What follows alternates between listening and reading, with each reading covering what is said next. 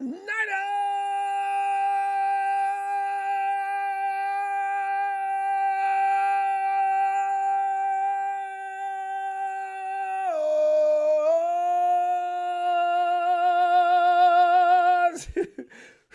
I love doing that. Happy Good Friday, fam. Yes. And by the way, if you're a Christian soldier who tries to be very ethical and behave as written in the good book, it says nowhere in the good book that you cannot abuse Rams and Hawks fans. Have at it. Fam! Trey Lance making news. Niners third-year QB, Trey Lance, joined Kansas City Chiefs quarterback Patrick Mahomes and his coach during a workout yesterday. Oh, my God. A video surfaced of the twosome throwing the ball on social media. Platforms sparking conversations that started yesterday. They haven't let up a bit. I mean, and of course, you know, you go to Twitter, boy. What you say? Boy, you don't know what you talk. You know, Twitter, if you ever feel like you want to fight, it's like going down that neighborhood that you know if you're looking for some action, you can get it. What? Twitter, man, people fighting over that throw. I'm laughing. And hey, listen, you know what? If you've been tagging me, I'm not saying nothing. I ain't saying I'm not hitting like. I'm just watching. I see you, though. I ain't got nothing to say. Also, NFL analyst Patrick Daugherty of NBC Sports ranks Niners coach Kyle Shanahan as one of the league's best. Tonight, go to the phones for your take about yesterday's Lance and Mahomes throwing session and whether you agree in ranking Coach Shanahan as top 5 NFL leader. JJ, Barack is back. Hey, you know something, Jay? Hey, Trey threw a pass, definitely Super Bowl bound now. R.I.P. Coach Tim. You know, he did pass, didn't he? Guys, you know him as coach. He was always he was in here a lot. He was having conversations, but he slowed down with participation in the last year or so. He's been sick. He wrote me a note and let me know to let you know that a few months ago. But I was delusional. I was hoping he was going to beat the kid. He has a cancer of some kind, and I was hoping he's going to beat it. But apparently, JJ, you found out. Oh, God, I didn't want to accept it. I kind of felt that way after he stopped emailing. I always like to think the best, though. Coach. Coach, I know you're up there, though. You Super Bowl this year, all right? Yes. Man. Anyway, fam, Trey Lance has been spotted tossing a rock with Patrick Mahomes, as you know. Some encouraging video for the Niners hit the internet yesterday, Thursday. The NFL's official Twitter account posted video taken by photographer Preston Smith of Trey Lance throwing with Chiefs quarterback and future Hall of Fame Patrick Mahomes. He is. You know what he's done? All he needs to do. If Patrick Mahomes quit now, yeah, he'd be in a few years. Maybe not the first ball because he's too young and hadn't done. How long has he been in the league? I think they do give points for how long you play. Longevity means something in that voting as well. But that's neither here nor there for now. Fans and media are dissecting that video like crazy. Oh, I'm telling you right now, it's hilarious to watch. As I say, fights are going on. There's fires are being set all over every social media right now about that throw. Most are trying to decipher what he's doing mechanically and making all kinds of judgments. And that's where the fighting is getting started. It's a slow-mo video of one throw. One throw, okay? Just one throw. There's no need to fight about that. So everybody need not overreact. But listen, by the way, even though I've said that, let's do it anyway. Listen, tonight's conversation should, whatever. It's okay. If you feel like you want to get something off your chest, you know I love you. Just get it off. Get it off. But what did you gather from what you saw is the question tonight? But as I say, keep in mind is that the throw came in a controlled workout environment. Even if his mechanics look dramatically improved, and they did. Doing it on air does not automatically mean the player will execute the same way in practice or games when there are reads to make and pass rushes to avoid, right? The good news is Lance is recovering well enough from his ankle injury that he's making real throws out there. He's okay. He's okay.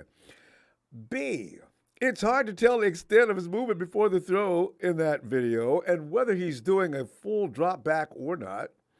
But he's at least moving a little bit, and that's a plus for the Niners with offseason workouts coming up real soon because you're going to get the draft in the month, and, of course, shortly thereafter.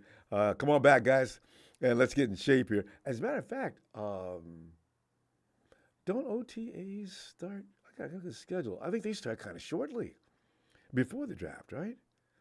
Do they get started sometime? You know they always have a workout a little bit before. Anyway. Step one will be ensuring Lance is fully cleared and moving well enough to play football. Once that obstacle is removed from the hardcore analysis on the extent of his offseason improvement, can really begin then. And C, for now, take the video of his workout with Mahomes as a positive, but don't draw too many conclusions. Question mark, though. Fam. As a host, I felt responsible to lay that rationale out there because people already question me now, so I thought I'd go ahead and say that much. Now, whatever you want to say, however, if you're all pumped up with what you saw or not, please share that with us tonight. What you got from it and why. I'm still where I was with Lance last year when I said, guys, I'm just waiting for him to blow me away. I need to see something. The throw looks, I will admit, his mechanics look a lot better. He wasn't that big looping curve that he went into before he threw the ball. I didn't see that. It was a tight, compact throw. Mahomes is coach, and Mahomes. Good for him. Stay with him, Lance. Stay down there. Stay with him. Oh, and Ozzie Tony, you're going to love. You're going to love this, my man, Tony. Shanahan is a top 5 NFL coach. What? The question was out there as to who are the top 5 coaches in the National Football League. NFL analyst Patrick Daugherty of NBC Sports believes he has a pretty good idea, and Coach Shanahan made his list. Tony, Ronbo, let me get into Ronbo. I want to tell you. Number 1, of course, is Andy Reid of the Kansas City Chiefs. Nobody's going to argue about that. He took that spot. Number 2, Bill Belichick of the Patriots. If nothing else, Bill Belichick's reputation, his legacy now is in granite. He is Bill Belichick, and would be, if not for Andy Reid and Patrick Mahomes, he would be number 1. He's number 2 right now. And number 3 is, ain't not one 49er fan ever going to agree to this. But you know what? We have no choice. Sean McVay is number 3. Yeah, they've been very competitive since he arrived, and they've come up with a Super Bowl. They've been there twice. They won 1 out of 2. Can't beat us, but they can still win them games, and those are the ones that matter the most. Shut up, Rudy. Just shut up. You got lucky. Anyway, number 4 is John Harbaugh of the Ravens. And number 5, your favorite guy and mine, he's Carter Shanahan's dad, named out a little Bow Wow. It's Kyle. Kyle's number 5. Coach Shanahan is 2 spots higher than Daugherty had him a year ago, though. Coach Shanahan, by the way, is the only name among the top 6 that has yet to win a Super Bowl as a head coach, which is frustrating and PO'd a lot of people. Now, I got to say something about that, though. Listen, don't get mad at me, but I'm just telling you. We need to chill out on getting all that raging mad, okay? See, because I'm saying, we at least we're in the mix. Granted, we failed to get the ring, but still, you got to get there to win the ring. We can't just be hating on everything that took place between week 1 and that loss. I'm just saying. But Daugherty wrote, after failing to eclipse 6 wins in 3 of his first 4 seasons, Kyle Shanahan has now made the NFC Championship game in 3 of the past 4. That's not that bad. I hate that they didn't win the Super Bowl, but God, come on. we go to the playoffs, we ain't coming out until somebody takes us out, and usually that's right at the end of everything. This, even as the quarterback plans keep finding new and exciting ways to go up in flames. I'm so sick and tired of that. I can't, goddamn it. God almighty. For a while, it seemed like Shanahan might owe a surprising amount of success to Jimmy G. Because, for the longest time, if G wasn't on the field, neither was a possibility of winning a game. People ripped Jimmy apart, Sutton, this and that, and every INT just got scrutinized for months. But the thing is, we were still winning the game. And to whomever you want to give the credit to, G was still out there. For a while, the problem, a healthy Jimmy G was the common denominator between Shanahan's first two conference title tilts. Then Garoppolo broke his foot and gave away a little final pick of the draft. Brock Purdy's ulnar collateral ligament, had it not just been pulverized, the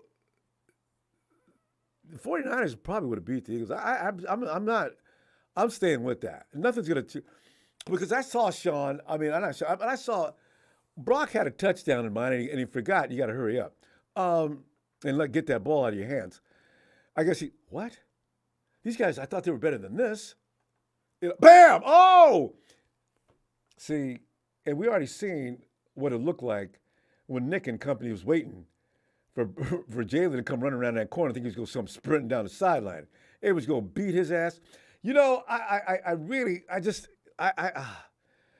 you were getting pushback on that. Oh, man, you guys weren't going to beat. Yeah, we were. They were.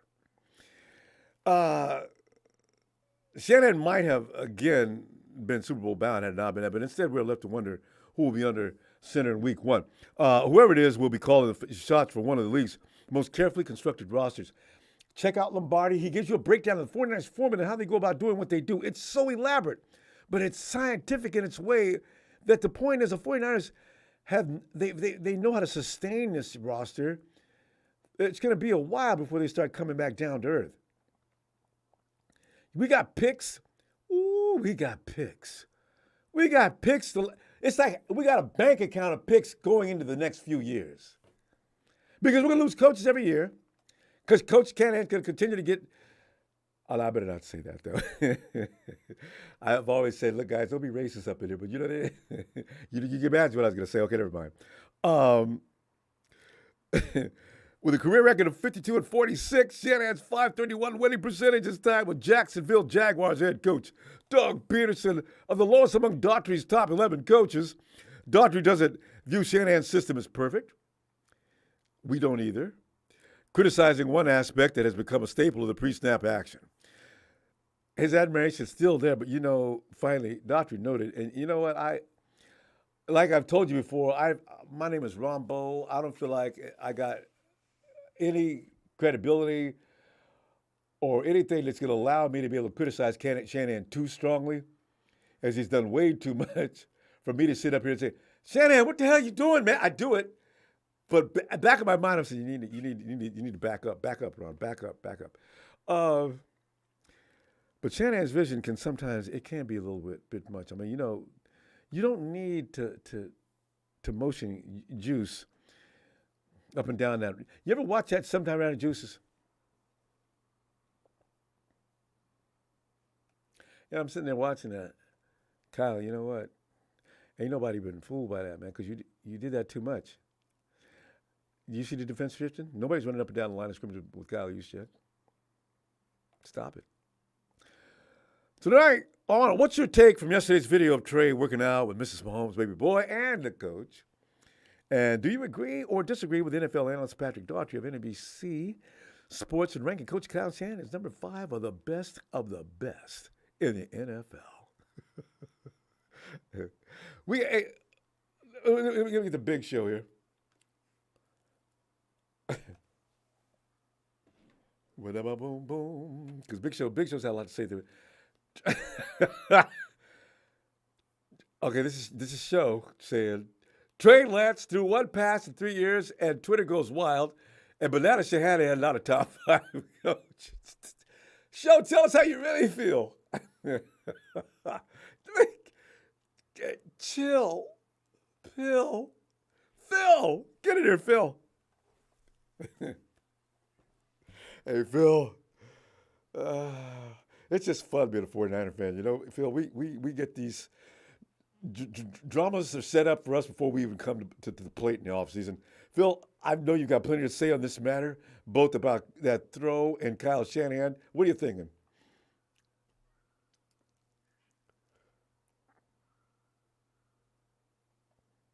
Mm, yes. Oh, God, yes. Mm,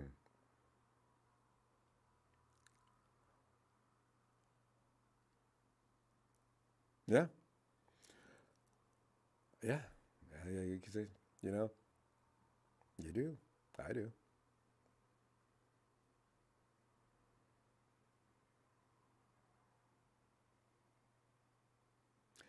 Yeah, I know, right? And he's had some fails. Mm.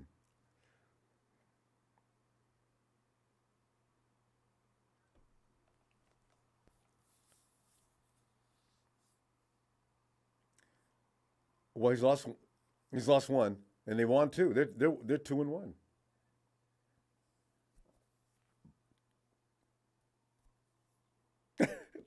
And going further south every year. You're right. Not a one.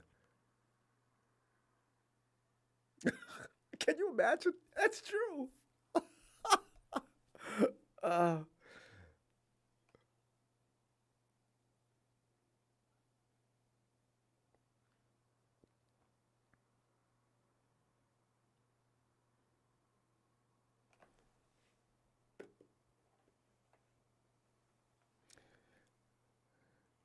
and don't leave out Trent Williams dragging that dead foot.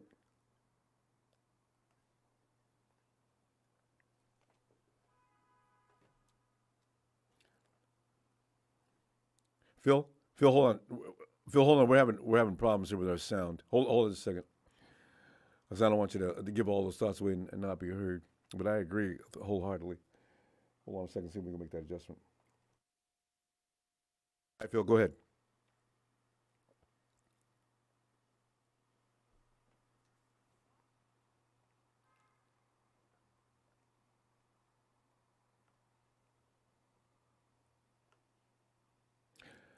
Every time. I mean, every time they lost. Every time.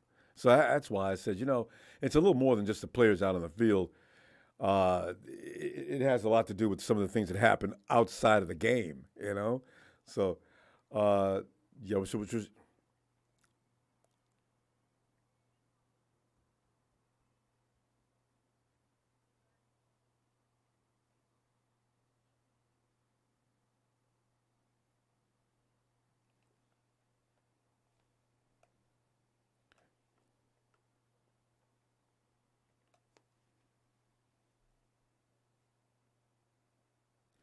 uh,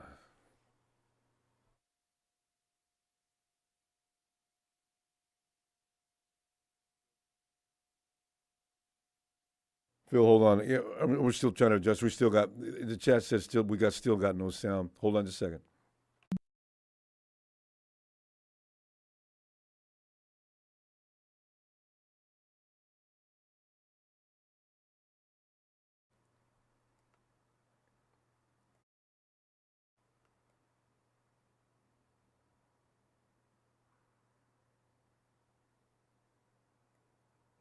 Yeah, I can hear you too. For some reason, it's not going out across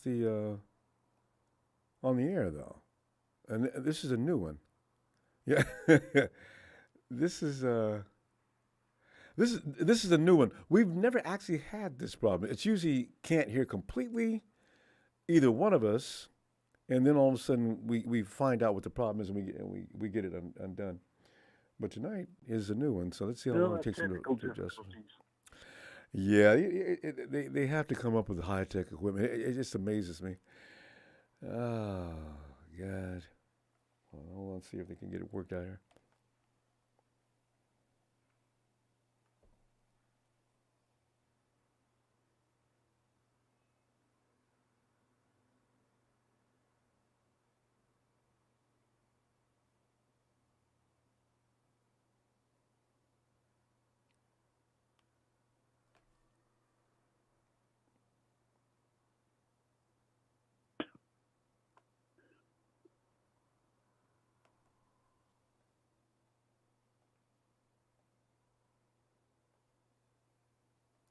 Wait a minute.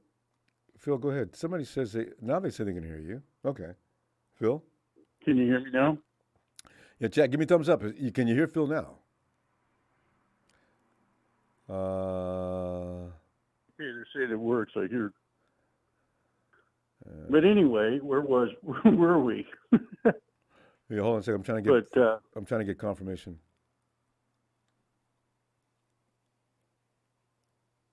I think. Okay, Chris Hansen. Thank you, Chris. Thank you. Yeah, okay. All right. All right. Phil, let's go back to you were talking about Shanahan. I don't know what part. You know what? You could just do the whole thing. Just gonna start. We'll start with what your assessment of Trey Lance. Well, anyway, Shanahan being the fifth. I mean, you look at Belichick. He's basing it off of past history.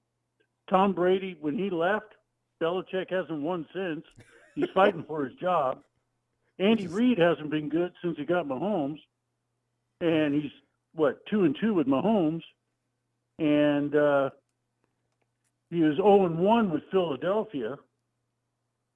So, it's just really based on, okay, who's got who, what coach has who. But when you look at Shanahan's tree, he's passing all these guys up. Yeah, in fact, it's because it's taking less time. You're right. Because Belichick had some fails. And they all fail. Belichick got fired with Cleveland.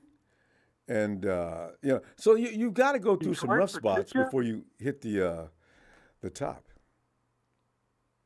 So, I look at their tree and how they're successful, and every one of Shanahan's guys that go away. And McVay's one of them. So McVay worked for Shanahan. And how long did he suffer? Yeah.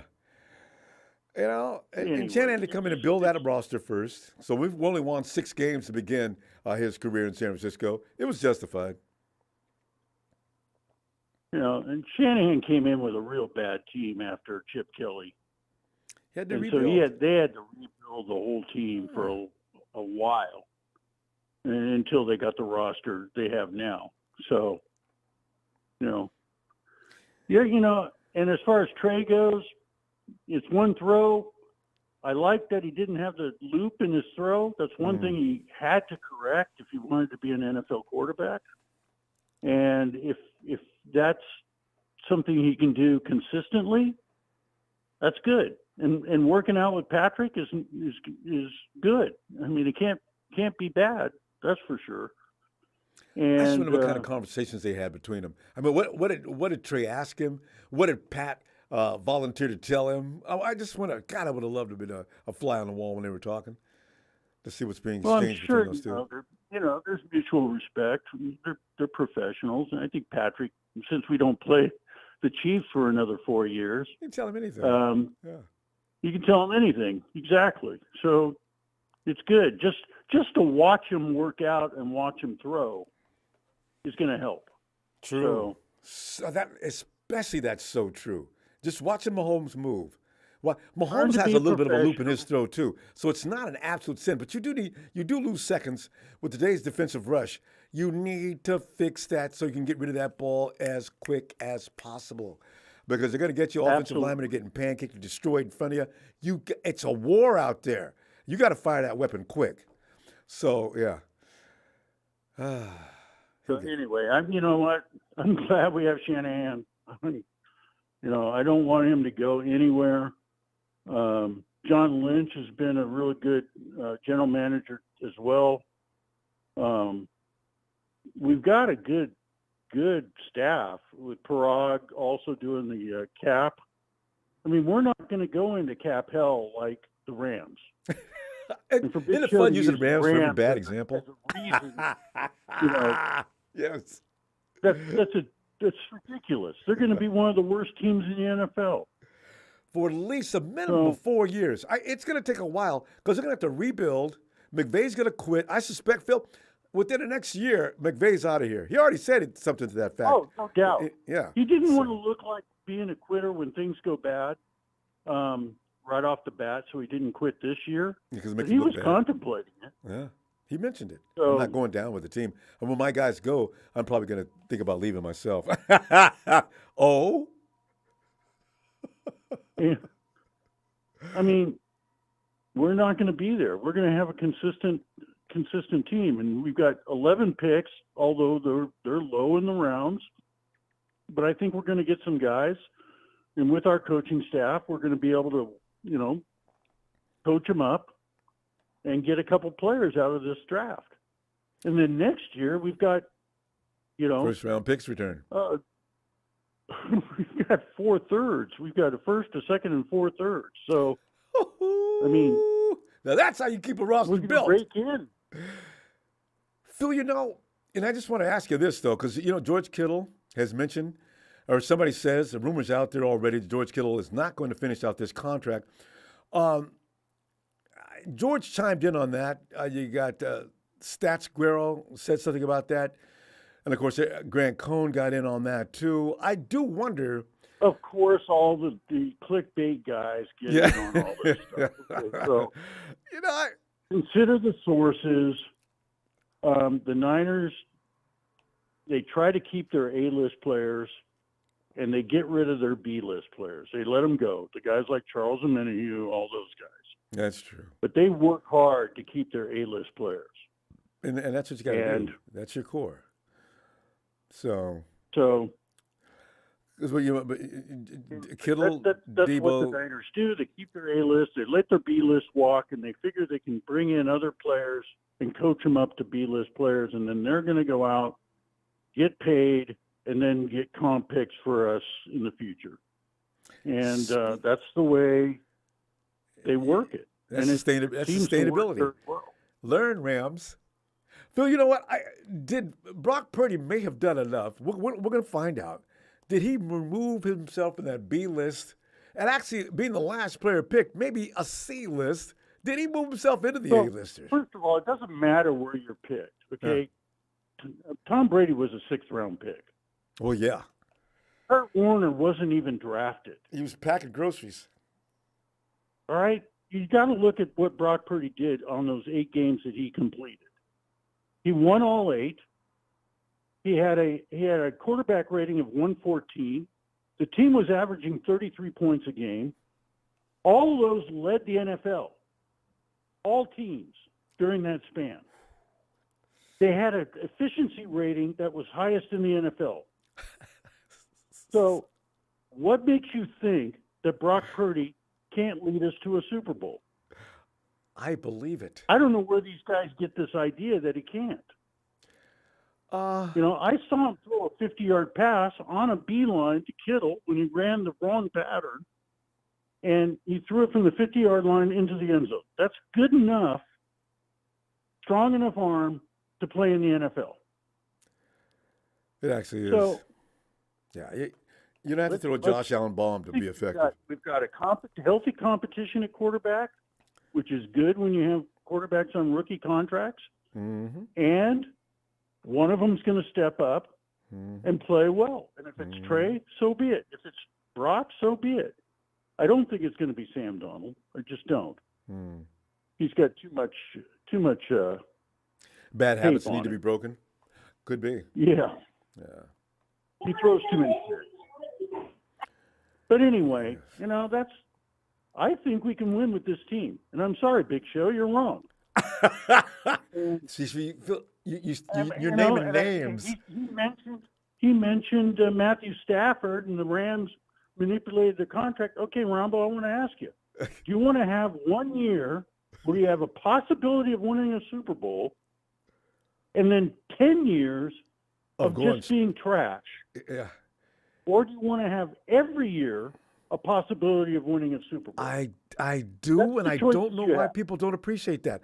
If you're in the mix, you're always potentially going to win that Super Bowl. But you got to be relevant. You've got to be in the mix. And a lot of people don't appreciate that.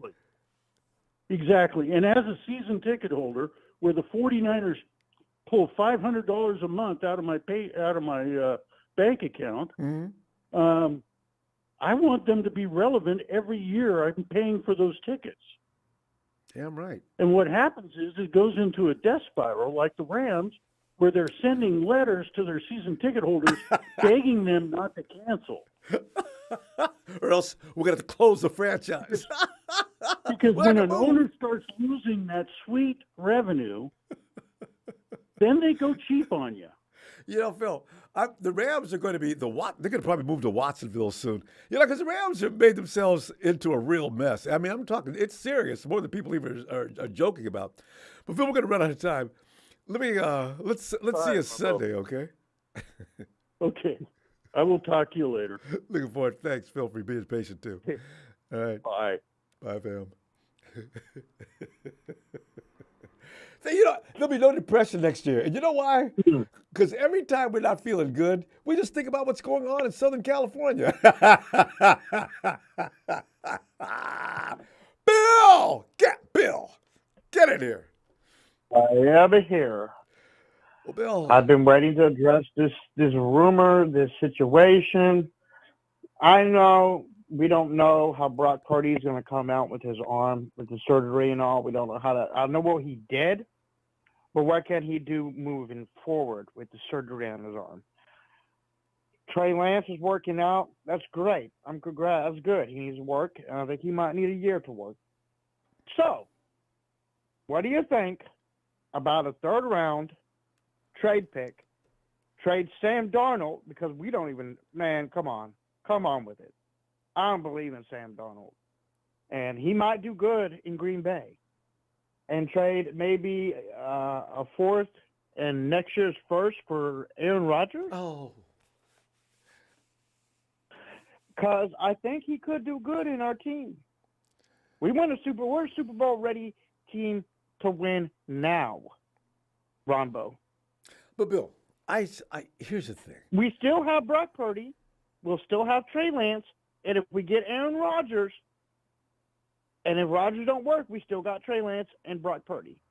And Rodgers gets to play 1 year, and he gets to leave on the team he wanted to play for because Brady's not coming out of retirement. We can count that one out.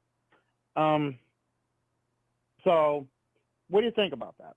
Well, number one, Bill, the thing is, the salary. When he gets to San Francisco, do you ask Aaron, listen, you know, we realized that you wanted to be in San Francisco for some time, and we thought that'd be enough I leverage. think he would work on the contract. And I do think what he with would it? work on that contract. You know, you have to get rid of some people. I think. Okay. No. He would work on it to keep people. Get rid of 3 players that you don't mind discharging. No, he would work on the salary cap. He would work on it where we'd be able to keep him. Well, that means you have to give him a cap. He Well, always you'd have would've to. played for the 49ers. His salary would have to be extended for another 5 years, at minimum.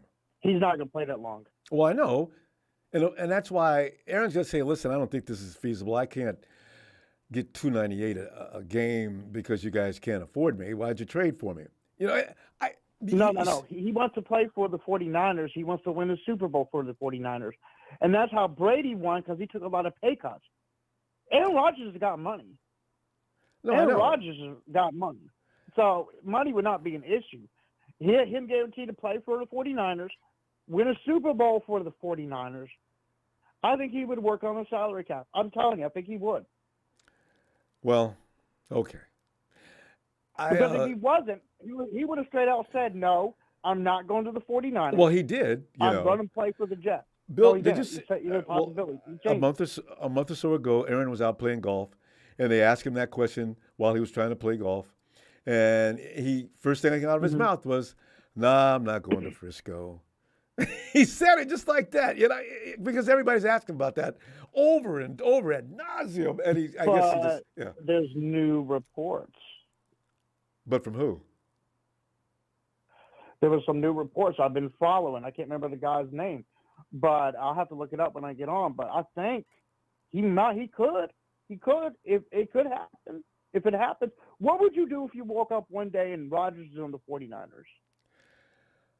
Well, it'd be delightful, but I mean, it doesn't seem possible for a number of reasons. That's why I say I'm not even getting my I know hopes the up. For salary that. cap is what got me confused, but I'm thinking he would work on it if he wants to play for the 49ers and win a Super Bowl. Not That's to the that only way degree. it's going to happen. Do you know between every quarterback the 49ers have right now, they don't cost as much as Aaron Rodgers would in 1 year? Now, that goes against everything the 49ers are trying to apply to what they do around there now regarding personnel. And bringing Aaron Rodgers in would be like throwing a bomb in the middle of that and just blow it all to pieces. I don't really think it would. I think it would be a smart decision and Bill, work on the contract. It's a nice idea. It would be special. If you could pull it off and I want to keep Debo. I want to keep George. I want McCaffrey over there. I want Juice. Yeah, I want to give those guys up. I mean, I'm not. want it. Well, the reality is you can't keep everybody and sign Aaron. Well, that's what I would say. Like, hey, Aaron, you want to be a Niner? I mean, this is what's up. We're gonna have to work on a salary cap, or you could turn around if you trade him and for him and he don't want to do that, then you can always trade him to another team. No. Remember, here's a guy. Aaron Rodgers wouldn't even. I understand Daugherty made his own choice because of Aaron's bizarre behavior in the offseason, but Daugherty said, "Look, you know what? Bye." And the reason I'm leaving is because when y'all get through talking to Aaron, I'll be in somewhere, any place but here, because I'm sick of this. Because they actually offered Daugherty more money. I don't know if bringing Rodgers is a good idea to San Francisco. Granted, he's a great ball player. You're not going to get any better than that in the NFL right now, unless you got Patrick Mahomes. But 1 year, maybe? Yeah, one. No longer than one. How much? Oh, no. But that's just not what we do in San Francisco anymore, They're trying to build for. But it's what's the price you're willing to pay to get the sixth ring? Is the question. My question also is, Aaron's gotten paid a lot of money and not won that ring that he's after won a long time ago, over 10 years of coming in and somehow losing. I get that, but who's the team that eliminated him? Well, a lot of other teams besides us. I mean, the Hawks. Didn't the Cowboys beat him? I mean, he gets beat a lot, actually. Nobody says anything about the Cowboys, that. He owns the Cowboys. Well, the thing is, he just doesn't win the big ones very often. So, I don't know. I like him. I think he's very talented. But he never had a Debo. He never had a Christian McCaffrey. He never had a George Kittle. He never had half the team that we got on his team. Let's not overrate. Greg, you can say this and that player, but they're not going to equal up to what we got, man. Well, he's had some teams. So he's going to win it with him, man. We could say something. Well, okay. Bill, I hope for Bill, if it happens, I'll be delighted. If in fact I see everybody still on the team, I'll say, Bill, look at that! You got Aaron Rodgers for a year. Let's see what we can do. I'd be delighted. Right. I still want to keep Trey. I still want to keep Brock Purdy. Well, that's what I'm saying. You can't keep them all. Fancied over Sam Darnold. You're going to lose Brock Purdy because teams are going to be interested in him. Trey Lance is going to be the backup. Hopefully Rodgers doesn't get hurt. And they're going to have to find somebody else. I'm telling you, it hurts a lot of – maybe, I don't know, Bill. Let's see what happens. You might be onto something. Well, all right? Yeah, give me a 49er shout-out. I want you to be excited. This is a crazy offseason, a really crazy offseason. I've been watching, listening, observing, and just like, But I still want an O-lineman. I still want a cornerback. Right. And maybe we could get a wide receiver if they're talking about trading Ayuk like they are. Well, yeah, it's just talk, though. All right, Bill. You ready? Niners!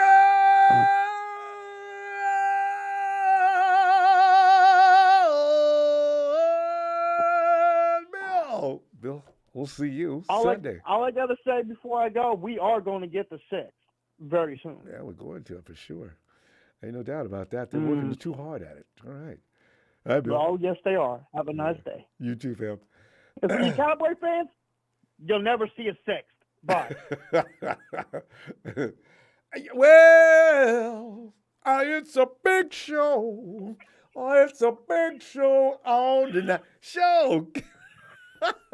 What's going on, fam? I was sure, we're sitting around here and rocking and rolling with what's going on. And, it's actually a fun time of the year because most of it, if you go fact and fantasy and go down the list of just outrageous tales that are going on with the media, we always could take the same quiz, put a check mark, yes or no. Is this true? Is this true? Is this true? Thank you so much. You too. Oh, sorry, go ahead. I wonder what the scores would be around the Niner Empire.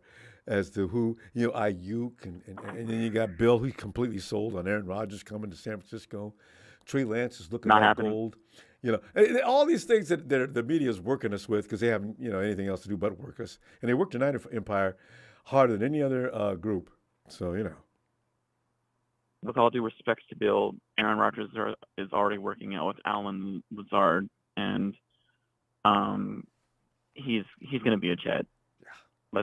Let's be real. I agree. I mean, they've worked too hard at that. They've worked too hard to get Rodgers in New York. Just really too much. And Twitter, calm the F down, please. This throw means absolutely nothing to us. Shout out to JJ. Oh my God, let me compose myself. This throw means absolutely nothing to us. I don't know why people are going so nuts over it. Our coach and our GM had both publicly said that if camp were to start today, Brock Purdy would be getting the team 1 reps and would be starting week 1. No, and not today. They have Brock's Purdy still healing. Yeah, right. If he was healthy, of course. But Brock has their stamp of approval of being starter week 1, and they feel that they can win with him. We were averaging 30 points a game with him, starting at quarterback. And with our with defense, all due respect to that's all that's necessary. And in fact, you don't need that many. And that's why I said to you on Twitter that he's auditioning for his new team, which is pretty much exactly what he is doing. I mean, he has no future here, guys. It's over. You bring Sam Darnold and give him a $4 million contract with incentives to reach $11 million. That's not good news if you're Trey Lance. And your GM and coach publicly endorsed Brock Purdy for the future. That's not good news for Trey Lance. So you guys are going nuts over this video for nothing. Yeah. So you have to sympathize or be empathetic toward the fact that the 49ers went all out. They took the big swing, and we're still looking for that ball to leave the park. Yeah, well. Yeah, it was a strikeout. Unfortunately, that's part of the draft. I mean, you don't live and die by it, but that's why I like free agency. I love the draft and I love my college players, but that's why I like free agency a lot better because the players are already because you know what you're getting. Yeah, exactly, and you don't know what you're getting with these first round selections, and so especially with Trey, you didn't know what you were getting because he only had 1 year of starting college as a starter. He only had 1 year as a starter of being a quarterback in college, and that's not enough, So we're at a point now where we got to wait and see what happens. Hopefully, camp is not anything like it was last year, and Trey's make leaps and bounds to make it look competitive between him and Darnold. He has an advantage on Darnold as far as Darnold not knowing the play. With all due respect to the Darnold haters out there that are sleeping on him, they were foaming at the mouth over Sam Darnold in 2018 and wanted him and knew they couldn't get him because we were in the top 10 and he was a top 3 selection that year. And they tried to get him, in 2021 or 22? Mm-hmm. And he got traded and to where? Do it. He went to Carolina, right? Yeah, Kyle's had a thing for Sam Darnold for some time. He's had a man crush on him for a while. He loves his athleticism. He loves his accuracy, moving in the pocket, throwing downfield, and he's got a cannon of an arm. I'm going to keep repeating myself, but people need to look at the circumstances that was surrounding Sam Darnold as to why he was trash. Come on. Football 101. Well, his stats. It's like, you remember, like, Jimmy G was known for every last INT through. If we scored 28, 30, 40 points, if Jimmy threw an INT, that was what most fans, or a big percentage of fans, emphasize on. So Darnold, who threw, what was his percentage of INTs? See, INTs amongst fans is a serious no-no. So if you got any Again. INTs, you could get scrutinized and beat up. So Look at the offensive line he's had on those teams with those INT stats, Ronbo. They were horrible. I saw it. You would be seeing ghosts too. You would be throwing on interception after interception after interception. And not only that, he had multiple coaches. People forget. And that hurt him actually. You know, you need to get with a coach and learn from that coach and get his style down to a rhythm and get into it. So yeah, Darnold's had some bad luck. There's been some circumstances surrounding his failures, for sure. And but my last point, as far as Kyle Shanahan being a top 5 coach, hell no. Hell no. What is that writer smoking, or what is he? What drug is he on? Because I don't do drugs, but well, wait, show. He sounds like he's on a good one. Name a few coaches that you'd place above Shanahan. Bill Belichick, Mike Tomlin, Andy Reid. Okay, not Andy Reid, not Belichick, and McVay's actually ranked by Daugherty as number 3. Number 4, of course, is Harbaugh. Now, minus those guys, who do you say is next? Number. Well, what would you put Shanahan in the ranking? Would you put him like number 10, number 12, number 15? Some of the coaches I put him number 11. I put him in the top 15. Okay, name 3 or 4 coaches you like better. I like Doug Peterson better. Okay, that's respectable.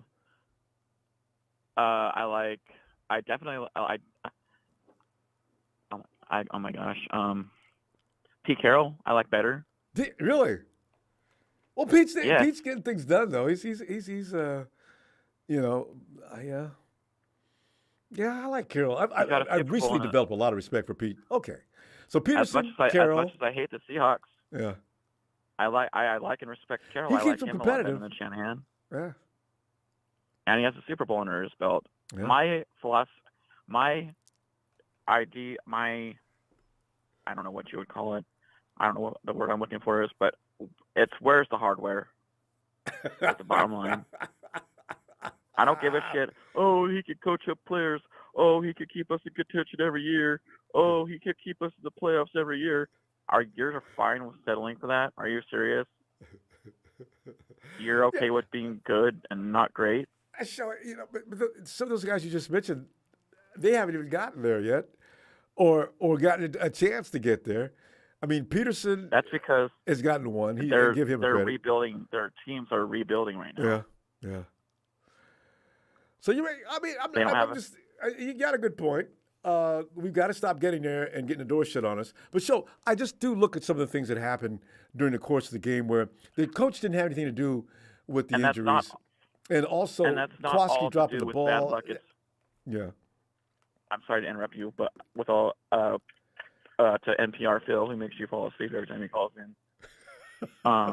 Real quick, because we're out of time. It's not all to do with luck. It's all to do with talent evaluation. And preparation. And we're horrible at that in the first round.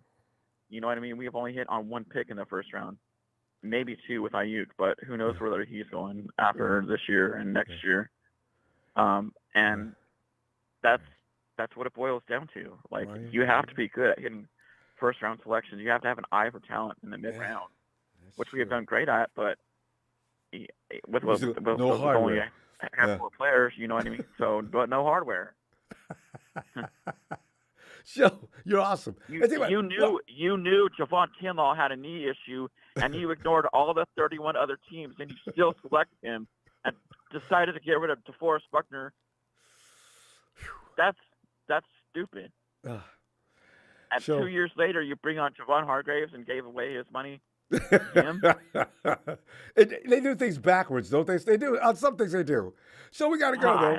Let me see you Sunday. Shout out to Papa Dragon. And keep shout out to Donut and Tea. Shout out to Tony from Hawaii, Tony from Down Under, Tony from Atlanta, and all the TNT family. And you'll have a great night. Take care. You too, Show. Keep that energy. Love it. There he goes. The big Show. The man of no mercy. Brock, I was thinking about you the other day. I said, where's Brock? I have not seen him. I haven't heard his horn. Brock says Trey training with Mahomes. Salami Thomas was training with Aaron Donald. I remember that. Remember they took their shirts off and they were comparing physiques?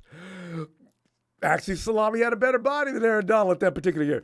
It means nothing, and I love hearing a show back Purdy when he says he's done what he's done too.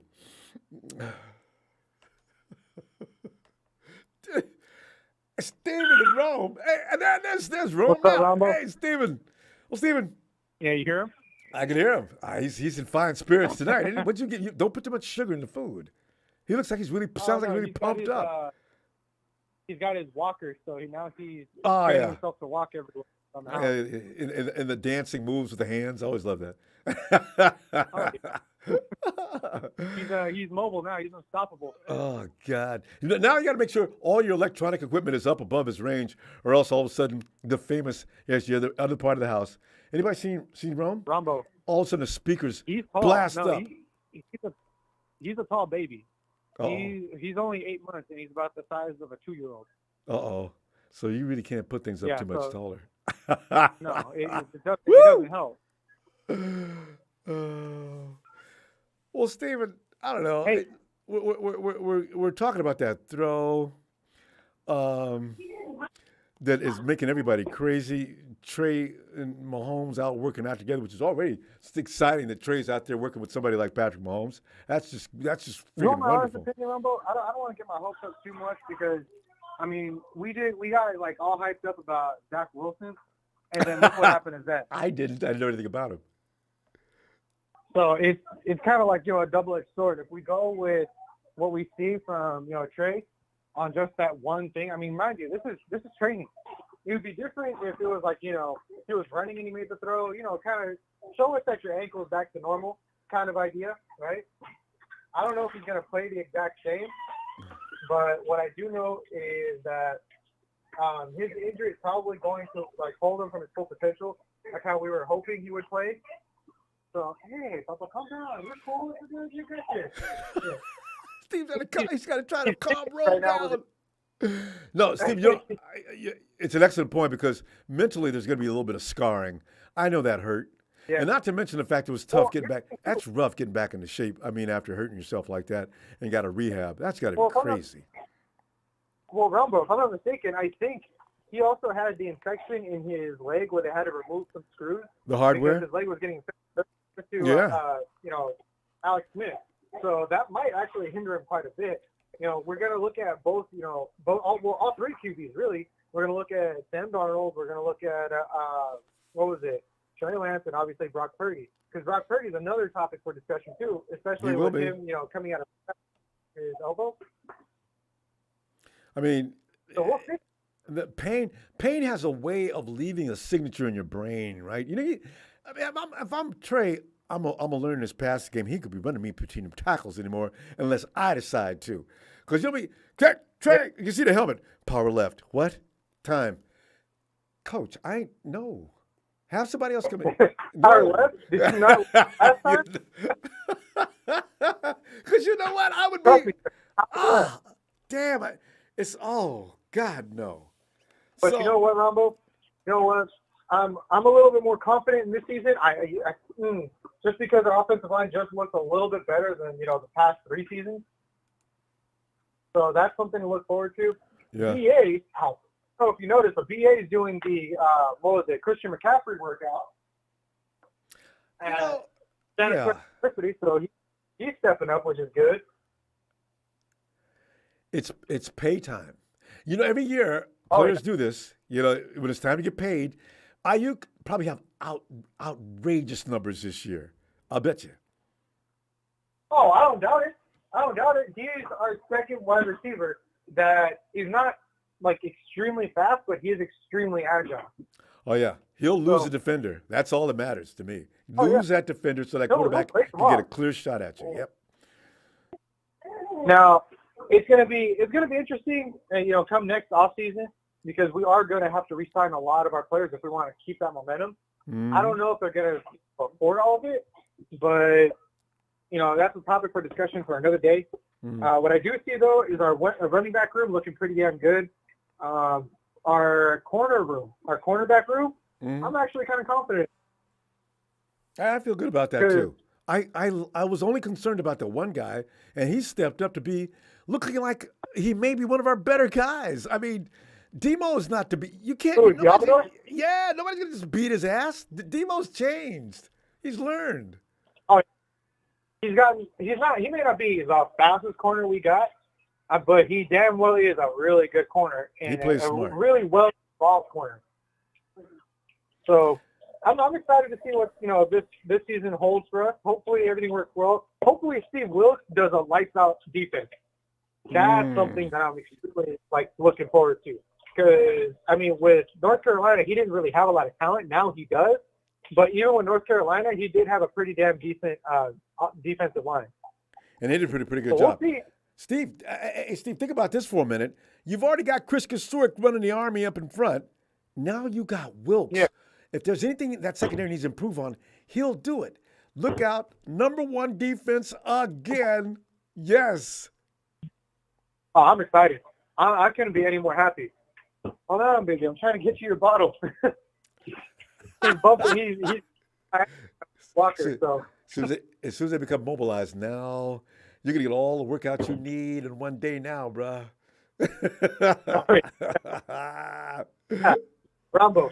He's not one of those guys that learns how to walk first. He's running. See, there you go. He'll be a quarterback. Or not running back. Their careers are too short and too vicious. You got to wide receiver. No, that's a diva. He's got to be a quarterback. He can play corner, play slot, or he can play wide receiver. It doesn't matter. As long as I know that he's going to be all right. Steven, listen, Kyle Shanahan, in your mind, is he a top 5 coach? I mean, we talk about him every day, all day. I'm trying to get a consensus tonight. Okay, you remember the movie Waterboy? Of course. Okay, you remember the main coach? You remember DeFon's as the coach? You can do it, huh? Yeah. Yeah. So DeFon, he reminds me very much of DeFon. He gets really good. He's got all these genius plays, but when it comes to actual really good teams, he somehow forgets what his plays are, what he has to call, and then he gets scared. He starts calling really stupid plays. I mean, I got to agree with Raheem Mostert on that one. Where he was bantering on about how, we should have just ran it on the last play instead of throwing it. I kind of agree with him on that, but then at the same time, not really. No, he wanted to run the ball more of that second half period. He only got 12 carries. Yeah. So, I mean, I think Kyle Shanahan, I wouldn't say he's top 5. I would say maybe he's top 10 at best. I would say he's like a number 8, but I wouldn't put him at top 5. That's just being too generous for him because he hasn't really won anything. Give me those 3 coaches though that we can think about maybe replacing Shanahan with. You say about number 8. Who do you like better than Shanahan? Is it like Show said? Peters. So I definitely like Andy Reid. That's for sure. I definitely like where Andy Reid's head. How he Andy plays, Reid's already how number he 1. does it. Yeah. Yeah. I got to give it to Bill Belichick for literally half a decade. He was killing the game. It was a little too wild for us. Another coach I got to say would definitely be I'm trying to think of a team that's being completely changed all the way around from zero to hero. The Giants coach, of course. Yeah. He did get coach of the year, didn't he? Yeah, he did. Yeah. So, there are other contenders. Would I put Kyle Shanahan as top 5? No. Top 10, yes. Because there are other talented coaches that can lead a lot better and probably get the job done in the last minute. Because, he's just missing that cherry on top. He's already got the cake. He's just missing that cherry on top and that being a Super Bowl ring, If you're going to be strong, finish strong. Don't finish weak, My thing is Shanahan built that team for him. If somebody else came in to run that team, would they still be able to run it? Or would they go in and try to rearrange things as well? I mean, most coaches run things that is going to fit what they like to do, right? So it really is interesting. That would be a really... Yeah, it's going to be interesting. I mean, I would even say the Bills coach is just as good. Let's see. Oh, you know who I would rank up there? you're going to hear a lot of negative feedback when I say this. What? I would say Pete Carroll is better than Kyle. No, Show already mentioned I Pete gotta Carroll. say Pete, yeah. You gotta like Pete I Carroll. gotta say it. Yeah. Well, because here's the thing: you love to hate him, but every time we played him, he's always somehow had our number, and that's with 3 different coaches. And since fear, Steve, we got to roll. Oh, wait, we got to go. And I'll tell you, I'll see you Sunday, okay? And I'll see you Sunday, Ronbo. Looking You have a forward good to night. it, Steve. You too. You and Rome. Night, fam. Night. So Pete Carroll has been ranked twice of a choice above Kyle Shanahan so far. And JJ says, Trey's trash. With that said, I got his jersey today. Bronco Nutter! Thank you for that contribution, JJ. Good to see you back with JJ-isms or Barack-isms. Yeah, and there he is. Let us now point your attention toward the rear of the stadium. Coming under the tarmac, here he is, Trey from VA. Trey!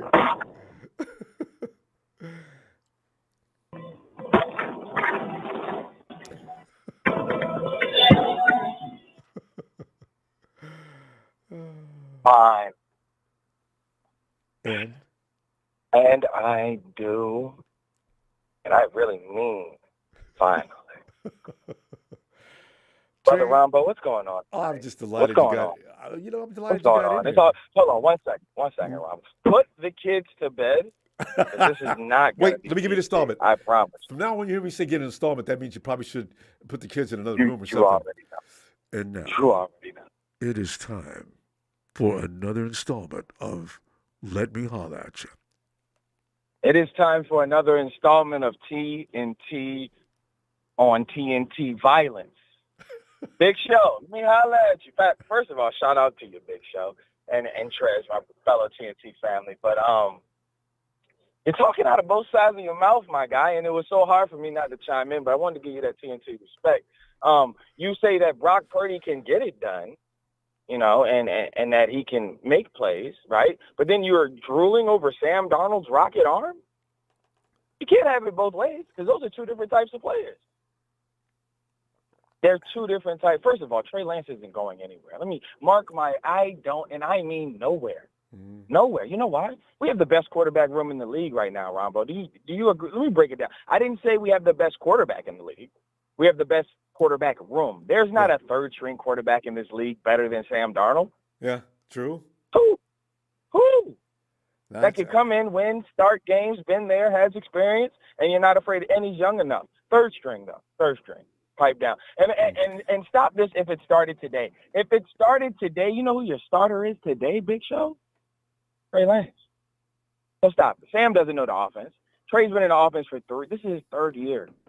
He knows where to go. He knows how to call the plays. And to me, it looks like he's tightening up his mechanics. Wasn't that one of the knocks on him coming out, Ronbo, is he needed to tighten up his mechanics? Oh, that's all I talked about. Hold on. Wasn't one of the knocks, Ronbo, is that he just needed a little time? Because last time I checked, you had nothing but time, right? Make no mistake about it, okay? Brock Purdy has earned the job, but don't think for 1 second Trey Lance can't come take it. We've seen this happen too many times. You ever heard of Wally Pep? Yeah, exactly. You never heard of him. You don't know because he got replaced. What I'm saying is this guy might not – I love Brock. He might not be ready for the start of the season. People want to gloss over that. Shh, it's real hush-hush. Brock lovers don't want to say that. Trey, they don't want to – he might not be – what are we talking about here? So then he's going to come in cold with no rhythm, no – he's not going to start the season. That's why Sam Darnold has the escalators in his contract that he has, because if Trey's not ready, we might need to go with a guy. If Trey gets hurt, we have the worst luck for quarterbacks in the NFL. All right? So that's number 1. Now let's get to the blasphemy of it all. Pete Carroll? Joe, the last time Pete Carroll was popping, you was in high school 10 years ago. He did nothing. He's done nothing in 10 years. Kyle has won 2 out of the last 4 divisions. We shared 1 with the Rams, and the Seahawks got 1. That means we up 2. We're talking about what have you done for me lately right now. Russell Wilson is gone, baby. So was it Russ or was it Pete? Because we lost to Russ, and we just swept Pete 3 times. Yeah. 3 times. And not when one the game last was time the close. Seahawks beat us 3 times? Come on, man. Come on, man. But you know what, though? That's my TNT brother. This is me taking it light. This is light. I'm telling you. This is light, but it's real, though. We got to stop the hyperbole. All right? Sam Darnold is a good quarterback. All right? But let's be honest, Ronbo. We have a Ferrari. Do you know what it's like to have a Ferrari in the garage that you can't use? Oh. We have a Ferrari that his name is Danny Gray. We can't even use him with Brock Purdy. Nobody wants to talk about that, though. Sam Darnold could probably use him. We seen Trey throw it to him deep in a real game. Yeah, it was preseason, but still a real game. But what I'm saying is so every player comes with these pros and cons, and there's going to be reasons and rhymes for how we can do it.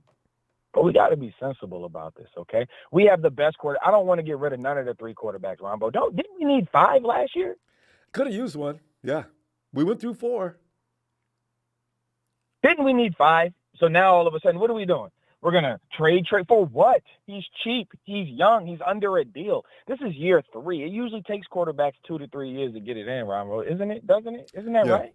Yeah, Josh took that long. Josh Allen. I think it was 2 to 3 years, right? But we control him for another 3 years. That's this year, next year, and possibly a 50. Why are we trading him when we have no luck at quarterback? What are we doing here? Why are we upset? What are we talking about? So the biggest thing that I will say is this. We will have a quarterback throwdown, and that's what it deserves to be. This franchise deserves to be calloused with quarterbacks, considering what has happened to us. And running backs. We've been battered. I need 6 We've quarterbacks been bruised. and 6 running backs, yes. You see what I'm saying? So what I mean is this. Players have to get better.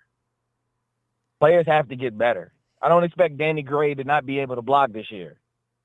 Right? I don't expect Trey Lance to come in and do what he did. But Sam Darnold, I love him, but he has his own. Sam likes to stare down receivers. He's throwing more interceptions than a little bit. Right? I mean, pick sixes. Pick sixes. Robert Saleh didn't even want him on the team, Ronbo. They shipped him out before Robert Saleh even got in his office. That's true, huh? Sam didn't get to work out with Saleh, did he? That's true. He didn't even get a chance. He's seen enough. But I think Sam can work with. But Sam needs to learn the offense too, Ronbo. It's not fair to think that he's going to come in there and have that. And it's not as easy as people think either. That's true. So the point is that we're going to let roll the ball out. Whatever happened to rolling out the ball and letting the best man win? Whatever happened to that? Yeah. That's what we're going to do, Ronbo. Yeah. I can see that. Because I can we don't see know how it, long right? it's going to be. I mean, they said 4 weeks. 4 weeks. You don't know. 6 weeks You out. don't know. They said the timetable is he might be back in September. He might. Maybe. We hope so. We're optimistic. Our luck is never that good. This is Tommy John surgery. Don't even expect it. This is the type of surgery that put pitchers out for a year, and we want Brock Purdy to come back in 4 or 5 months just because we want him to? Or do we need him in January? Do we need him in January? Too late. Trey can get us to 3-1. Trey might get us to 4-0. But who cares if he gets us to 2-2?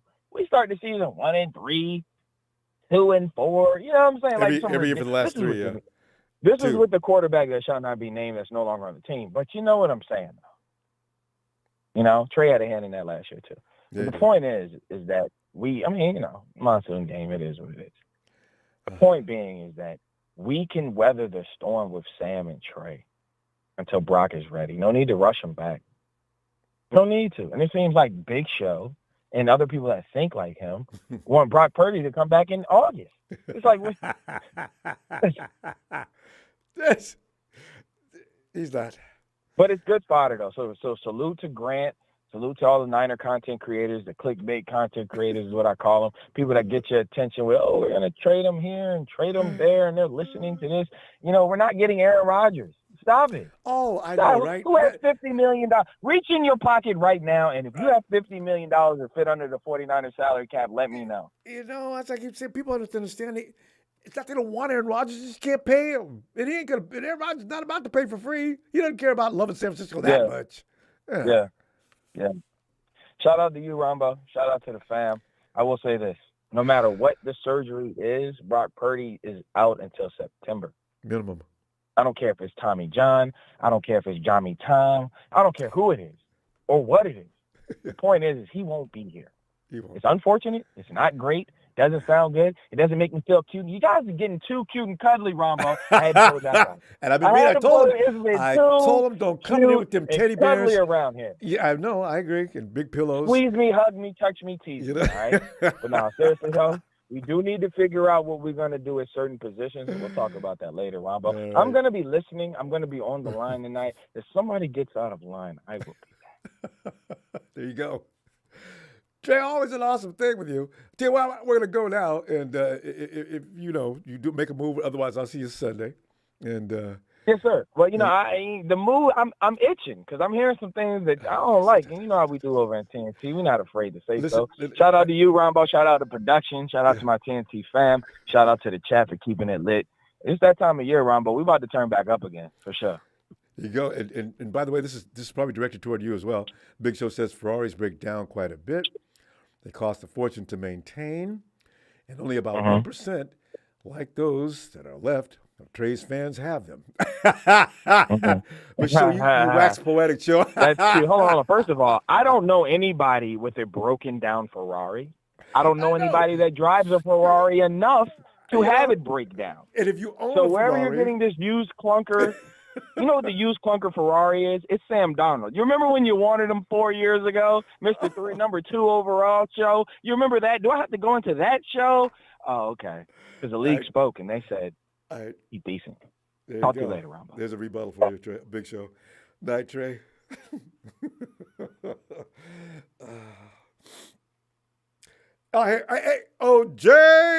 Jalen. Cliff Kingsbury just got the boot. Cliff still chewing on that rubbery goop. And the Rams play calling and they draft selections ain't worth poop. Man, Ronbo, what's the word? What's the word? You should have had fun because all we needed was that video. That just set every part of the Niner Empire on fire. Trey's out there dazzling. That throw, the throw was tight. The spiral was spinning. I mean, it looked like a drill coming through the air. Zzz, boing. And he better be able to throw the ball after 3 years in the NFL, Ronbo. Well, it's. I mean, I sometimes forget. I done forgot because so much has happened these last 2 years that last year was Trey Lance's first year starting, but it wasn't his first year in the league. I keep forgetting he did have a rookie year in which he was not able to beat out Jimmy Garoppolo. Let's remember that. He isn't Jordan Love, a late first-round pick, having to beat out Aaron Rodgers. He was a top 3 pick that could not beat out Jimmy Garoppolo. Ronbo Trevor Lawrence would have beat him out. I think Mac Jones could have beat him out. I think Justin Fields would have beat him out. But for some reason, Trey Lance could not. Don't know why. Jimmy was supposed to be out the door. I mean, we traded the whole future up for him. He was basically saying, man, Trey's the future now. But the future got put on hold. I mean, we say we haven't gotten an opportunity. He had his whole rookie year to prove that he can get out on the field. He wasn't hurt his rookie year.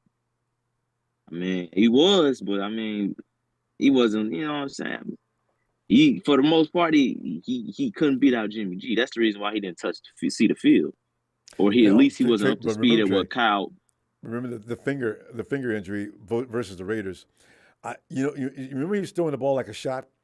And instead of throwing like a football, it looked like a shot, but the ball wasn't spinning. It was just moving, but a very high speed with no spin. You talking about in the preseason? Yeah, he was hurt at that point. And that finger his never did rookie year? Yeah. Because you're talking about rookie year, right? The first year when he came out? Yeah. And they were trying to run Jimmy and Trey. Yeah, that was a wasted I thought year. I thought we played the Raiders last year. What? He got hurt that first year. Was that a Raider game, I think? I don't remember playing the Raiders 2 years ago. Who he hurt his finger against who? Was it the Cardinals? At any rate, the hurt finger situation lingered a little longer. Remember, because he was out, missed practice for several weeks. And then, of course, So, that was a setback. You're missing time. I don't know what they was doing with him in practice. And then, of course, last year, it was your show, Trey. Take the ball, go win us some games. And then, of course, the Chicago incident. And now here we are in Chapter 3. So, yeah. But, I mean, Ronbo, be honest with me. Barring injury, if he never would have gotten hurt with the finger, you think he would have played his rookie year? You don't know. I'm not. Okay, Kyle Shanahan, it's hard to understand. Kyle will tell you one thing and he's thinking another. I don't know what Kyle really thinks about Trey. It's very confusing to me. I really wish I knew. Have you figured out, do you know, have any idea how Kyle feels about Trey? I feel like I'm excited about getting out there to work with Trey now that Brock's going to be out. Why? I think he wanted Mac Jones, and at the last minute, he was forced into getting Trey because he wanted to look smart. I think he wanted Mac Jones, and at the last minute, guys was like, "No, we're not taking him." And he felt like if he was taking, probably if he would have took Justin Fields, that he wouldn't get any credit for him because I just felt like Kyle wanted credit for Trey Lance. Like he really wanted everybody to see, look at what I did with this project, this 16 game raw project. Look at what I did with him. I'm Kyle Shanahan. Jalen, but didn't that word scare you in the beginning when they said the 49ers realized that Trey Lance is raw? And I said, well, what does that mean? Well, that means probably, I guess in my mind, that means we're going to take a year out and we're going to work hard to get him up to speed. You can't work hard and get somebody up to speed if they're raw by the definition of the term raw. Yeah, you can't do that. Yeah, you can't do that. Especially, I told you can't do that on a team that's ready to win now, Ronbo, because that's the problem too. You can't do that on a team. Yeah, like they don't want a quarterback that you got to get caught up to not even NFL speed, really Division I college speed. Trey didn't really get any good competition until he got to the NFL. He didn't. Those guys he was playing against at North Dakota State, I can't even think of any of those schools that he was playing against, Ronbo. I don't know about that conference. I don't college football enough. I definitely don't know about that conference. So, I do know that we wide knew receiver's he was raw. A badass, though. You mean from the Packers? Yeah, he's good. Yeah, he is good. Watson. Watson, yeah, that dude. That was Trey's guy. But yeah, Ronbo. But I'm not gonna sit up here and say that I don't think the kid can't succeed in the NFL. I definitely think he can. But as raw as he is, I think he needed at least 2 years starting before he was expected to be what everyone wants him to be. Because I think he's the reason Malik Willis went in the third round, honestly. I think people saw Trey Lance and how he didn't get on the field in front of Jimmy Garoppolo, and I think that's why Malik Willis went in the third round. Because when I look at them play, they look really similar at the NFL level. They really do. But now, and Trey, since you mentioned that, this year the fashion's going to be in the draft. All right, see if you can find Anthony Richardson. It's going to be Anthony Richardson. Now it's Anthony Richardson. There's several coaches already said there's another name that a lot of coaches think is better than Richardson. And you heard Tony. Richardson's raw. That meat is still bleeding raw. The boy's a monster. He can do a lot of things, but quarterbacking might be a little while before he can do that to a point where everybody says yay. So, Ronbo, I think Trey would have been. First of all, let's not forget, Kyle straight up ruined RG3's career. I really think that Trey I hope that this injury doesn't affect him. I really don't, Ronbo, because he don't have the finger, he don't have the knee, now he don't have his arm. His ankle. I really hope that this doesn't, That's got to be a little scary. You're right. Yeah, if you were there, what would you be thinking? Because Ronbo, at college, he was used to running over everybody. So he hasn't really developed a way to really defend himself, at a high level. He's used to just trucking through everybody.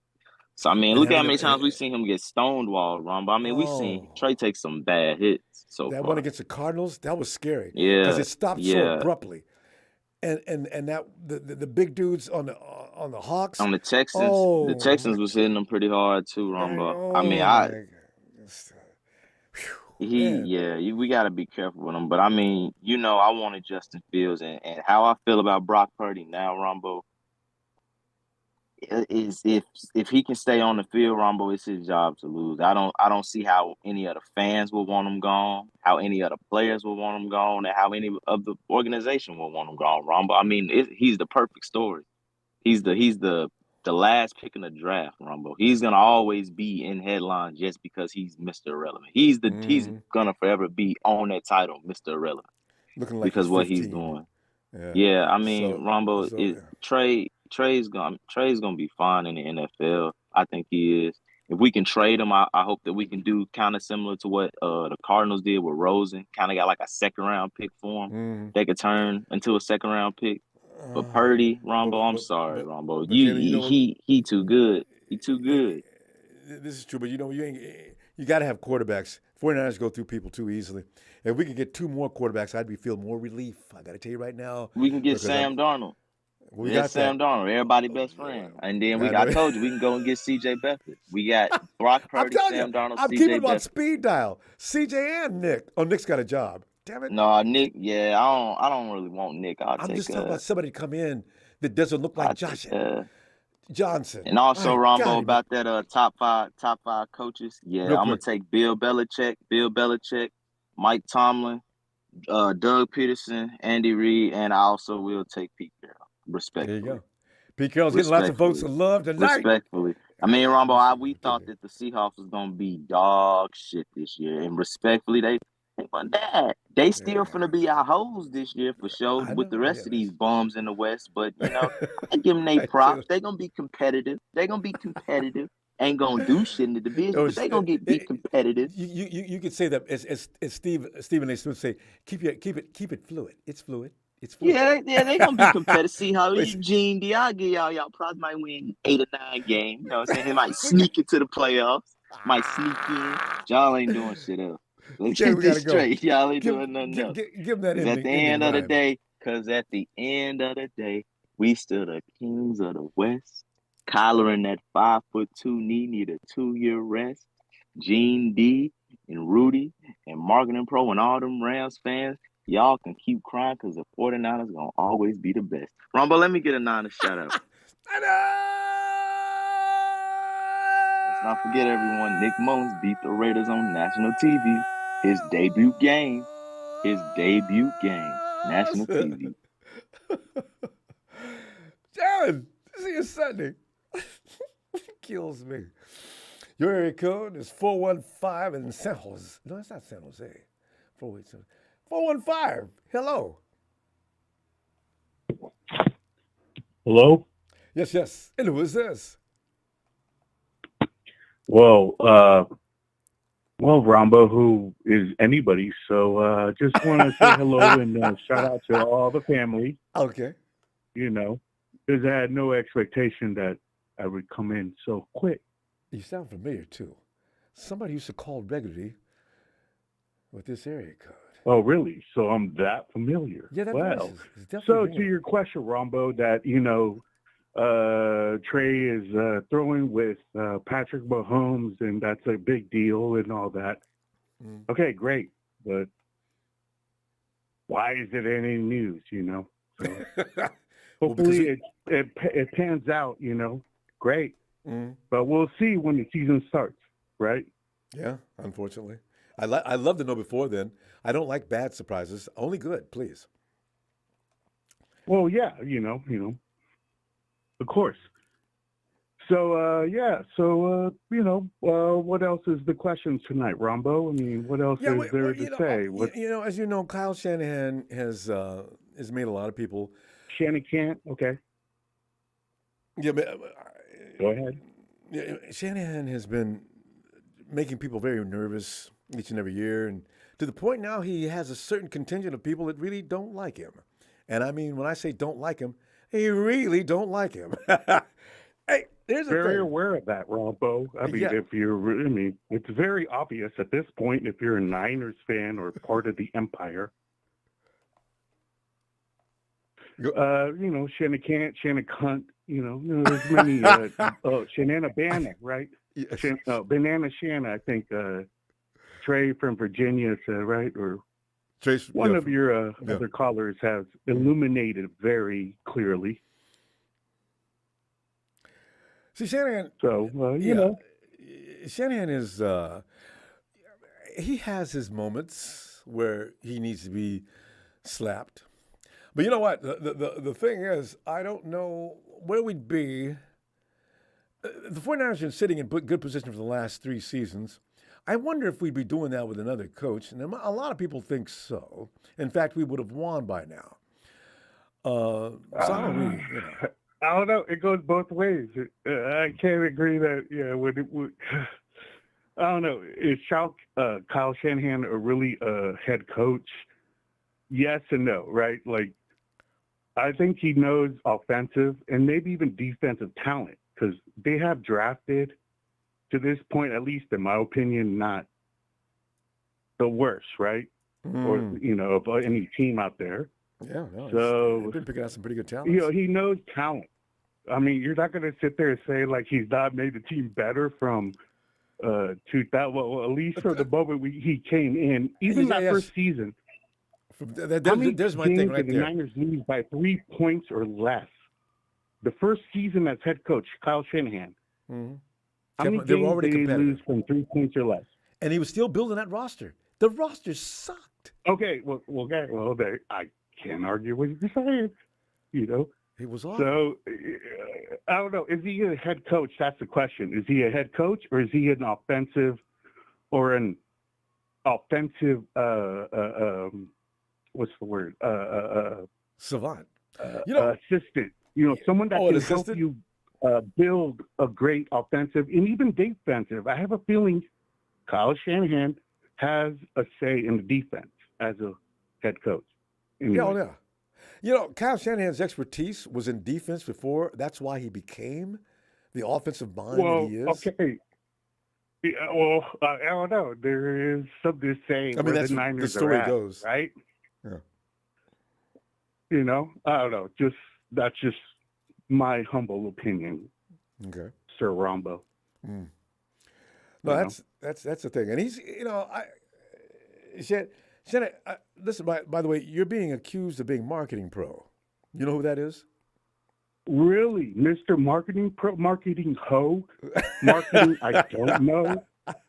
Marketing I am a hoe? Oh, wow. That's interesting. You guys have I'm not watching this chat, by the way, so no, the thing go is, ahead. You tell me, Ronbo, what's up? You've got a similar style, but not quite. I didn't think so. You guys' voice pattern.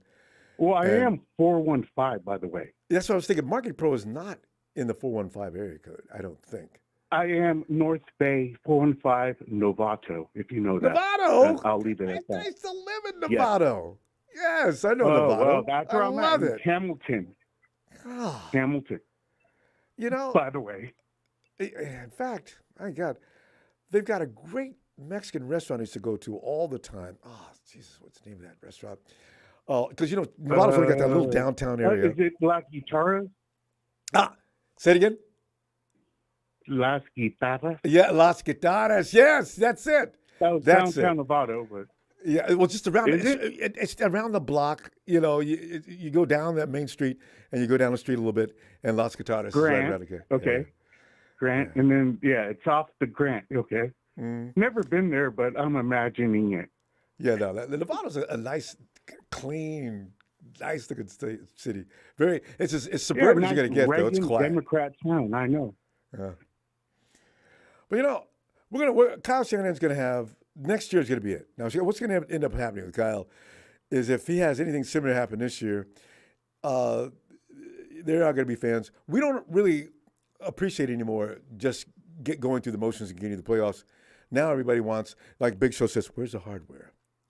And then other people say, Kyle's not a good coach, and there's several coaches better. I don't know. Do you go along with that sentiment? Well, Steve Wilkes might be the one to be the next coach. Since we got him as defense coordinator.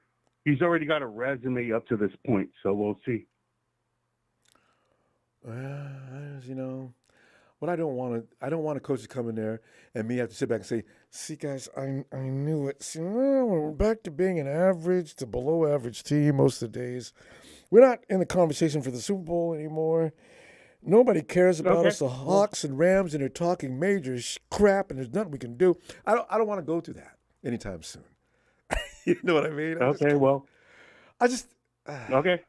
that's just my theory of possibilities. Yeah. I don't know. I'm not saying it's going to happen, but possibilities. Mm-hmm. And I would give the man a chance because I feel like at Carolina, he already demonstrated the ability with a less than roster. So anyway, throw it out there. There you go. Hey, you haven't told us your name yet. Do I continue to call you 415? I'll call you I'll think Nevada. about it. Do I need to tell you my name? I think I'll think about it and, come back again when it's again with some opinions and, whatever questions you want to throw and, 415 North Bay. There you go. I'm a Novato kid, so you know that much. I love it. So, I do love Nevada. yeah, well, might as well. All right, hey, have a great night. And we'll shout see you out next to time. everybody production, you, Big Phil, Kiwi Lee, he hasn't called in, Niner Mike, there's been other people that haven't called in Mike, a you've been while. for a while. We haven't talked to Mike over here. Niner Mike, Gambata boy, Niner Mike. I mean, Gambata, I know him. All right. Anyway, anyway, there's been a few, Big Win, anyway, I'll call back, I guess. Looking forward to it. I got to call back. So. All right, brother. Thank you so much. I'll be back Sunday. You too, brother. Thanks. Night. All right, then Sunday it is. All right. Late. All right. There he goes. And let's go now to Tennessee. But the biggest scandal in political history has ever been pulled, but that's later. We don't talk politics. But it is the home of the Dragon Clan. He is Papa Dragon. Pop. What's up, Ronbo? What's up?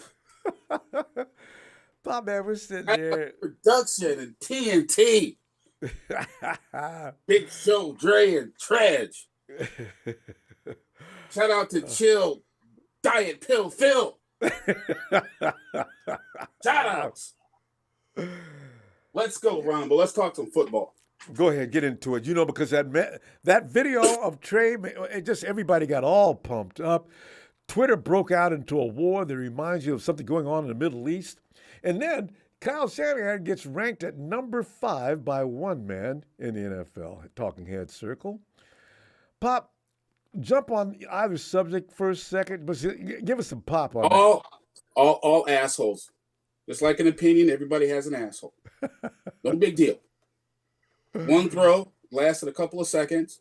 But what's a bigger deal, what people aren't talking about, is the fact that Trey Lance was throwing to Kansas City receivers who run a more polished route tree than the 49ers receivers do, because we only have one true NFL receiver on that team, and his name is Brandon Ayuk, who, may I add, is not part of the Cabo crew. That's become a club, huh? We're going to name the Cabo Club now. Whenever you mention one of the members of Cabo Club.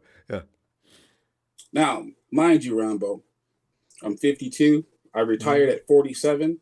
All right. I was a professor of computer science. Computer science is how I made my fortunes. Outstanding. I've worked at ESPN, and I've also interned for NFL teams. So I have a lot to say about this Kyle Shanahan thing, but I look at it mathematically. Okay? Mathematically. The mathematics basically says this, and we all know this.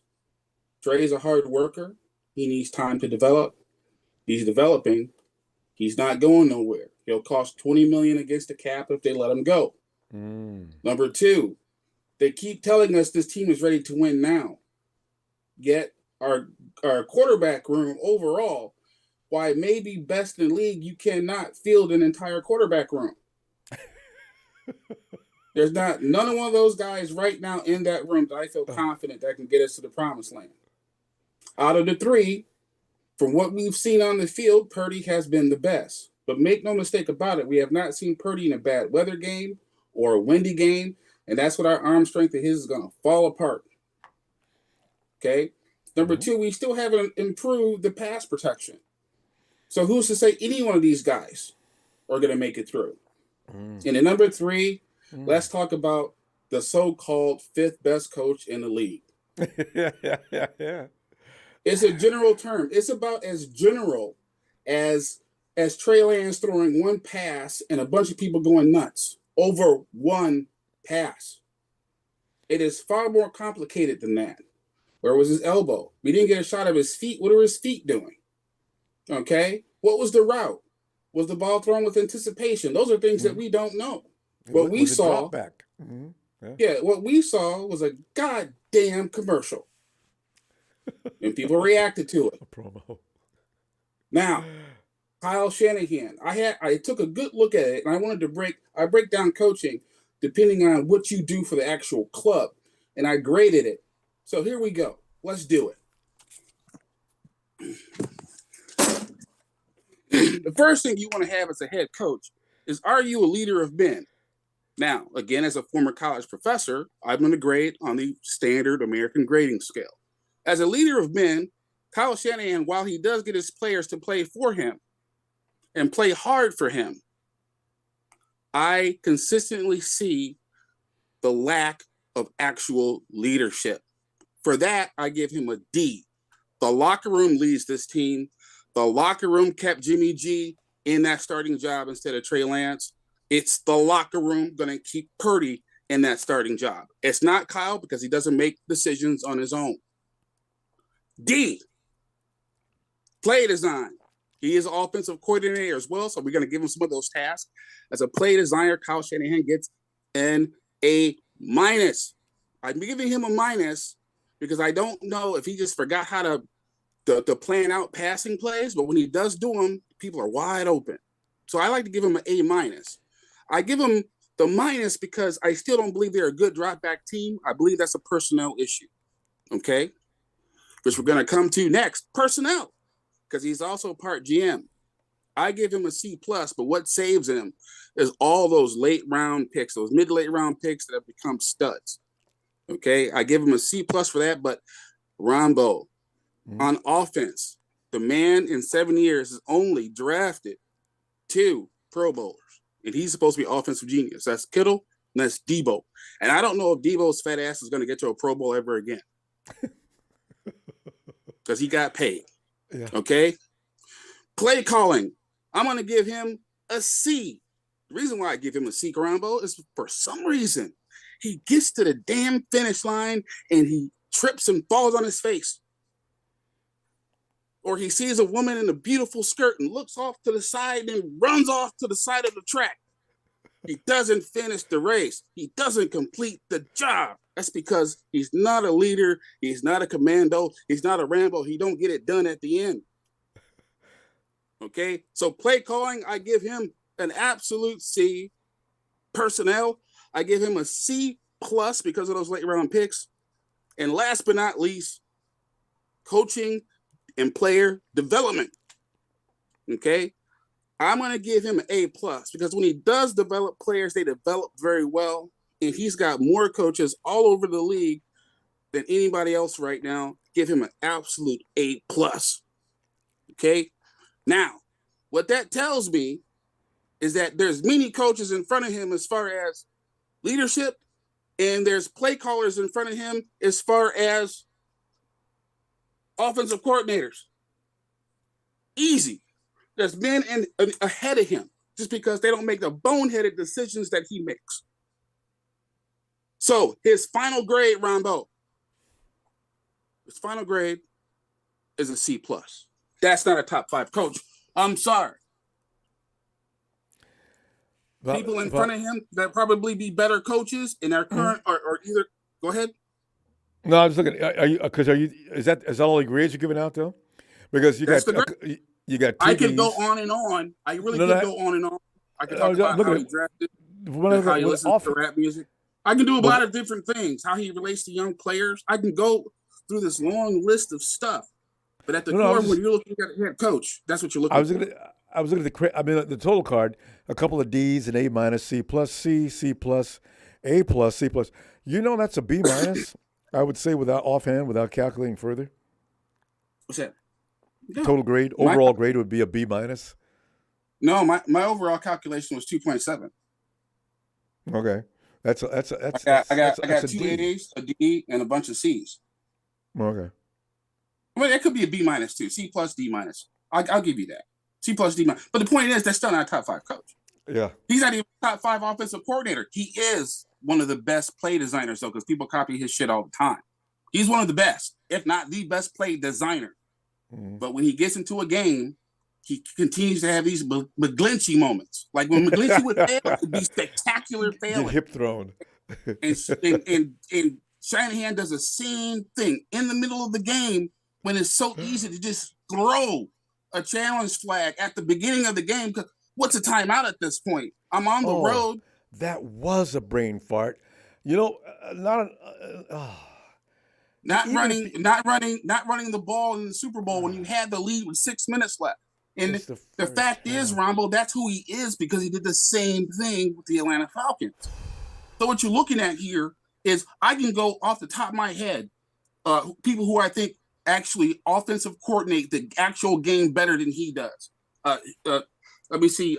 Philadelphia's offensive coordinator, Mike Kafka, Eric Bieniemy, Brian Callahan, Kellen Moore, Frank Smith, Ben Johnson. Do I need to continue?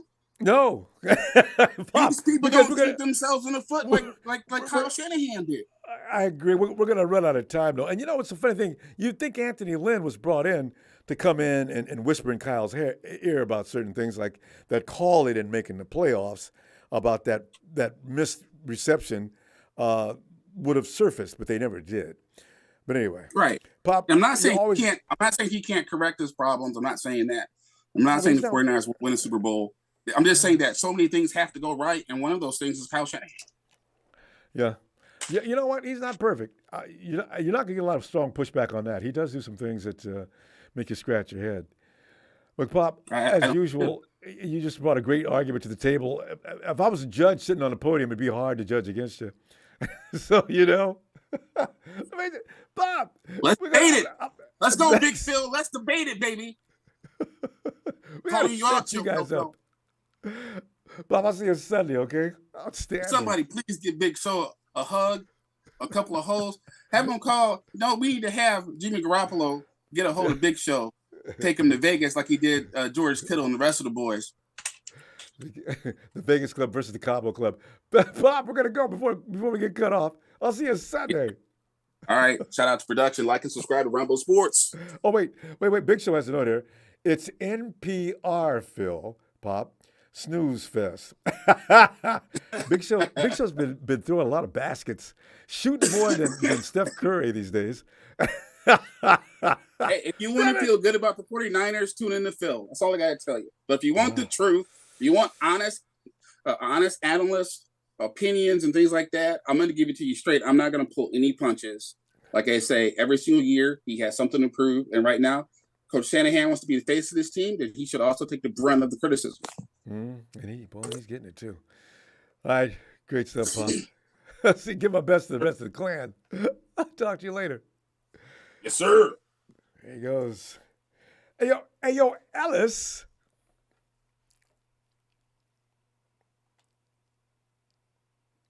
Well, Ellis. Ronbo. Ellis. What's up, man? You ready? Oh, guys, I thought you were getting ready to say, can we give you a minute? Ellis, you know, we're talking about the throw that set the Niner Empire, went viral all over the empire.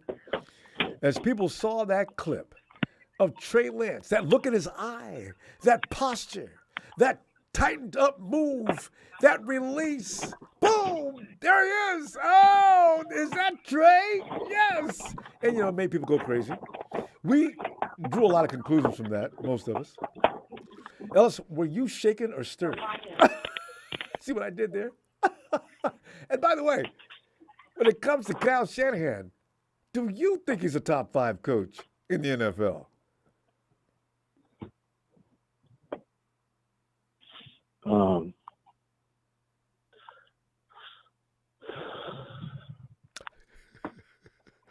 Start any way you want. Ellis, you got to think about it. Yeah, I think Kyle's he could be argued as being a top 10 coach. You didn't say 5. You said 10. Okay.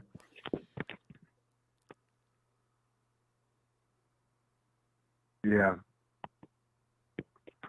I mean, the top 15 after the last few seasons, you could say he's kind of sitting in between that 10 to 20. And I think for me, and maybe a lot of us, it's the big games, the big moments, the shooting yourself in the foot, the green, if you will, ness, it's not really a word, but you know what I mean, of Kyle in big moments in big games. And it seems to continuously happen over and over again. But he's a top 10. I wouldn't put him in 5 just yet. And not because he hasn't gotten a Super Bowl. I'm not, a trophy, because there's a lot of coaches that haven't gotten a trophy. But I don't know. I like McDermott. I like McDermott a lot out there in Buffalo. I like. I'm not going to say the coach for the Eagles. I don't know. I wouldn't put him over Kyle. I don't think ever. But he does love himself. He sort of like gets on your nerves. Yeah. He's not my cup of tea. But the Bengals coach is a really good coach. He's been doing great with that team, with that squad, and I mean, I don't know, man. But anyway, I wouldn't give him top 5. He's within the 5 to 10 range, though. I wouldn't give him top 5 now, right now. Yeah. When you look at accomplishment, only Belichick probably. Yeah. Well, in that case, Belichick would have to be behind Kyle. But anyway, Belichick's not going to get behind Kyle because he's already done too much. McVay, I do struggle with McVay, but only because the fact is, McVay came in and didn't have to. All he had to do was rearrange a few things, and he's already got the teams already made. He doesn't have to go out and get anybody. He added some other people, but he didn't have to go to not to the scale that Kyle Shanahan had to do and John Lynch when they first came in to build that team. So you come in, you got a bunch of mercenaries with you. They're average, the players, the good players, but they're not nobody special. And then you go a couple more years, you keep building. Remember the brick by brick theme, and you finally get a team. They got to a strength where you can actually contend. And have been in the conversation since 2020. Actually, may have been in the conversation 2019. But ever since then, been in the conversation to be potential Super Bowl winners each and every year. So I don't know there's a lot of coaches that can say that or do that or did that so far. So that's what I'm saying. I don't know that. Are we grading Kyle Shanahan because he's failed to win that big game? Or are we grading him as a coach?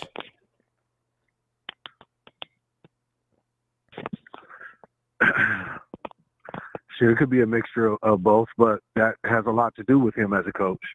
Yeah, winning those big games. Yeah, you got to win those. The first Super Bowl loss that he was a part of, he was a HC at the time, but I mean, shit, you only scored 20. You scored 28 points in the first half and don't score the rest of the game. That's. He was the OC though.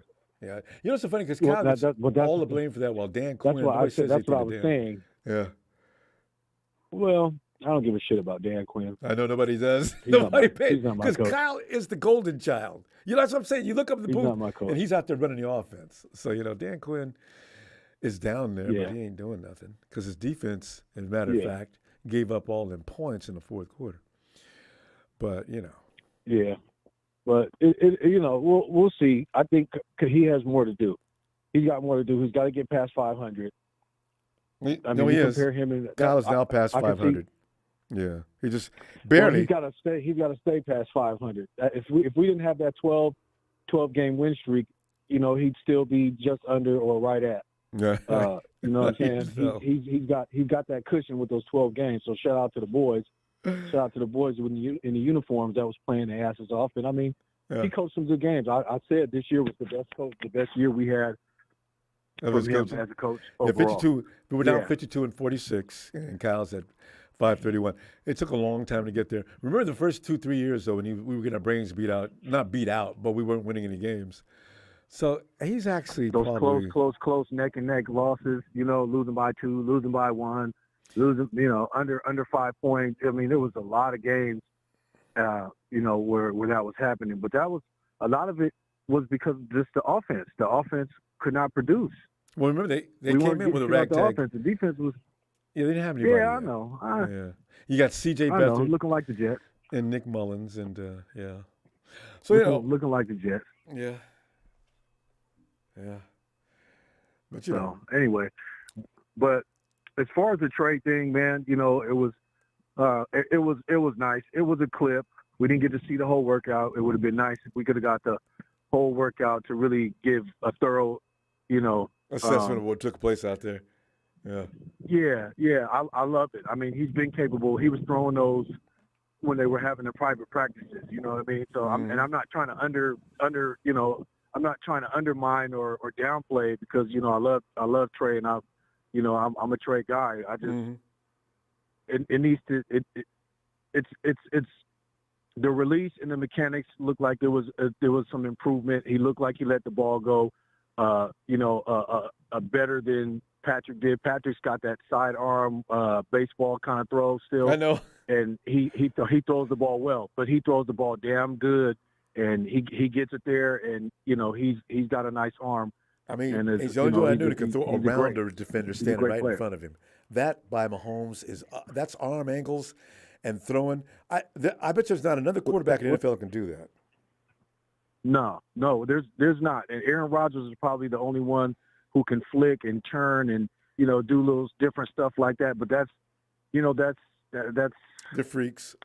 That's just talent. That's just overall talent. That's just ability and stuff like that. And Trey will need to be able to do things like that moving forward and different, throwing from different angles. If a guy's straight up in front of you, you throw it on the side. I mean, we've seen Patrick Mahomes do a lot of unbelievable, plays and getting the ball off, faking people out like he's playing basketball even. You know what I mean? It's very unorthodox and very, it's incredible, man. He's and look for that behind the back pass is coming. He's already thrown the no look. He does all kind of shit. That's what I'm saying. But you throw it with his left those hand. Things, What? Yeah, you practice those kind of things though. You know what I mean? I kin it to even in basketball doing certain stuff. Well, you would do, you'd simulate certain kind of plays or shots and do certain stuff even if you didn't have anybody on you. But for the purpose of if this opportunity ever presents itself, I can go to it. I'm prepared for it. I'm prepared to shoot at this angle or with 3, 4, 5 guys on me. You know what I mean? I'm simulating that by myself. But anyway.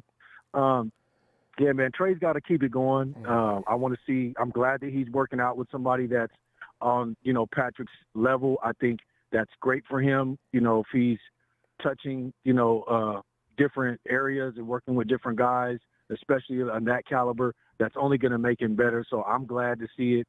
I'm not like, oh, my God, it's over. I'm not going to do that. It's one clip. It was one pass.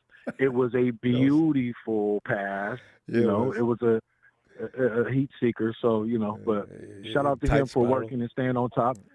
Yeah, he's got something to deliver for the season. So I'm hoping that he comes through and perform.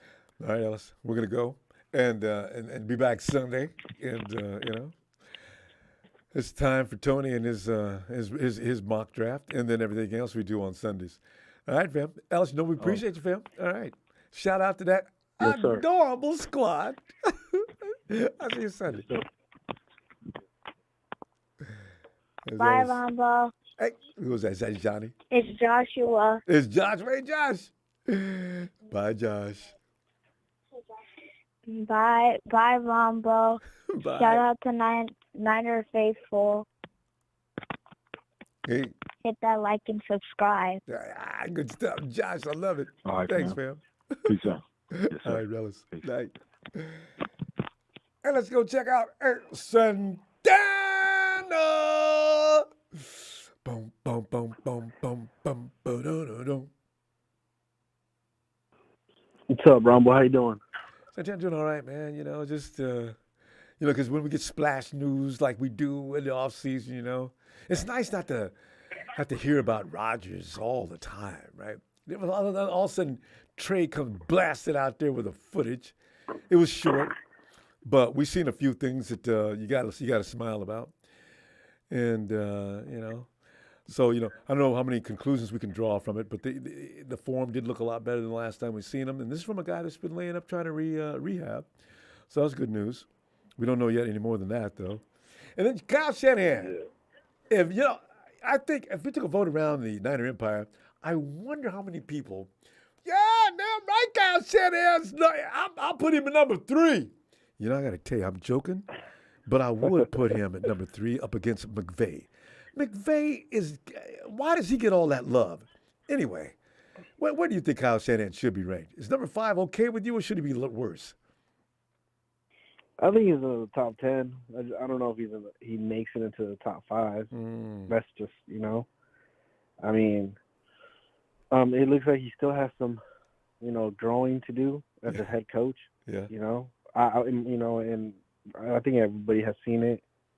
And, I mean, just the fact that, last year Jimmy G was injured and we were not able to make it to the NFC Championship. And this year, same thing. We couldn't win the NFC Championship because of an injury, right? And for a guy that is so-called, genius, I mean, I don't want to, he's our head coach. Just the guy that's considered to be a genius, he should know better, to protect your quarterback a lot better than that, And the thing about it is that I feel like, just like his scheme comes first before player talent. That's how I feel sometimes, Oh, no, you're absolutely true. Yeah, you need to go by the plan. Yeah, no, Kyle doesn't want you maverick out there. Do like I tell you to do, please. Yeah, and his and his scheme is all great and everything, but I feel like it has to be a mixture of both talent and your scheme, and I feel like Andy Reid has found that balance, with his scheme because it took him a while, right, to win a championship. So yeah, I feel like true. He went a long time veteran, getting beat. Yeah. Because I mean, think about it. A lot of the times, Andy Reid, Patrick Mahomes does a lot of off-script plays and stuff like that, and Andy Reid has to play call kind of like a freestyle, kind of I don't know, like just not scripted. Like Kyle Shanahan has a script, and he wants his quarterbacks to stick with that, and every play has a meaning, so he can set up for the next one and the next one. And I feel like him as a play caller, he can find his rhythm because of that. Because like a Trey Lance, because the unknown, like Trey Lance, up-scripted play, then the defense might switch something up and might throw him off his game. As we're Brock Purdy, he can tell him exactly what to do to set up a bigger play down. Like a third or Stanley, you bring up an excellent point with that. That's the difference. In 2017, when Jimmy came, he had experience. He knew how to run the offense. Kyle was not a part of what he did in that 2017 5-game run. He did well. And Brock Purdy, the same thing. 4 years school. He doesn't need Kyle to run him or lead him by the hand. He was running the offense, and we scored more points than ever, right? This is what I'm worried about next year. When Brock comes back and starts to learn the playbook, will he too get his game diluted to a point where it becomes a little less impactful? With Trey, not as much experience, so he's going to be completely at Kyle's mercy. This is worrisome now that you brought that up. Yeah, no, I think the reason they really like Brock Purdy is because he's a yes sir. I feel like that's what he is. I feel like Kyle is able to control him at his will, like what he wants him to do in every single play. No, actually, just the opposite. And Shanahan said something about that. Brock was out there going off schedule a big percentage of the time. That touchdown with George Kittle. Shanahan hadn't got to him yet to say, listen, here's how we do this, this, and this. When Kyle gets to you, and granted, it should be a good thing, but when Kyle starts structuring you up and saying, this is how we do this, this, this, and this, pre-snap, blah, blah, blah, blah, timing, count 1, count 2, receiver cutting across the middle of the field, 3, 2, 1, let it go. When that dance starts is when the trouble starts. And that's true. Yeah, because not every play is perfect. No, and defenders can ruin things, and that's why I'm saying with Trey's experience, this is going to be the hill to climb. Yeah, absolutely. I agree with you on that. But then again, look, man, they didn't know what they had in Brock Purdy. Obviously someone in the coaching staff kind of knew something about Brock Purdy because they let go of Nate Sudfeld. But they never thought they'd get him into a game. They never do, I think. But then again, they didn't know what they had in Brock Purdy, the unknown, you know. True. And he came in and he played and he did well.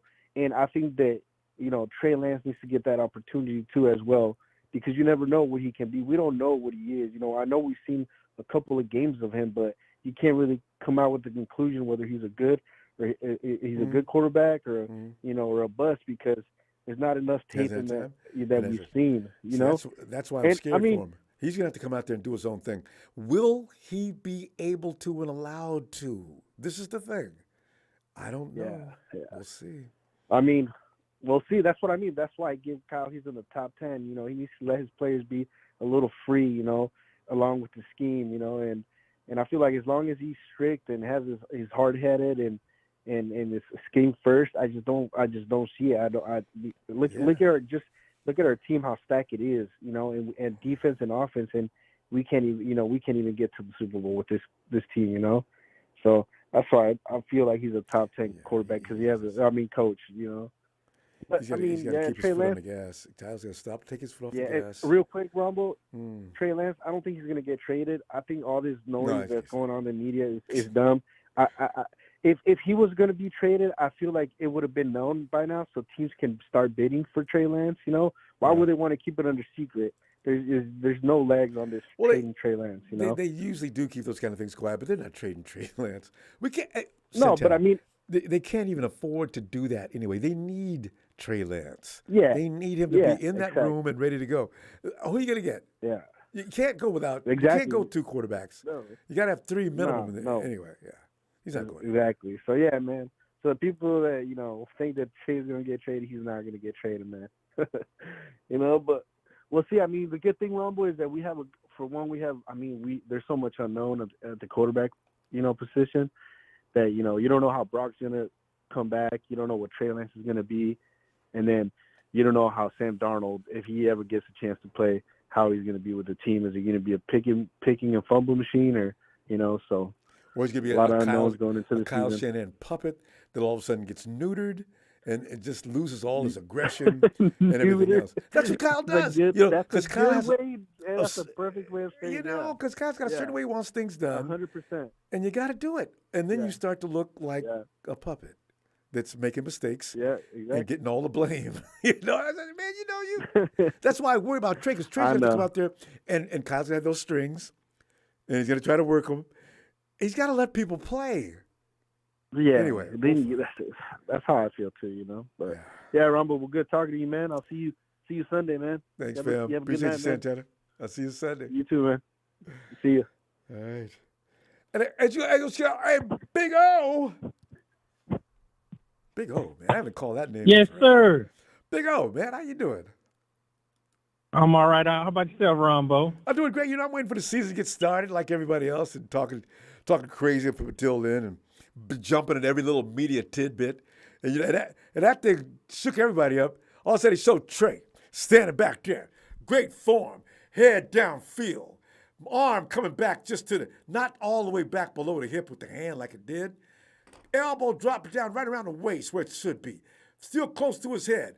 Let that thing launch with beautiful form. That ball's got a spin on it. You can drill right through a concrete wall.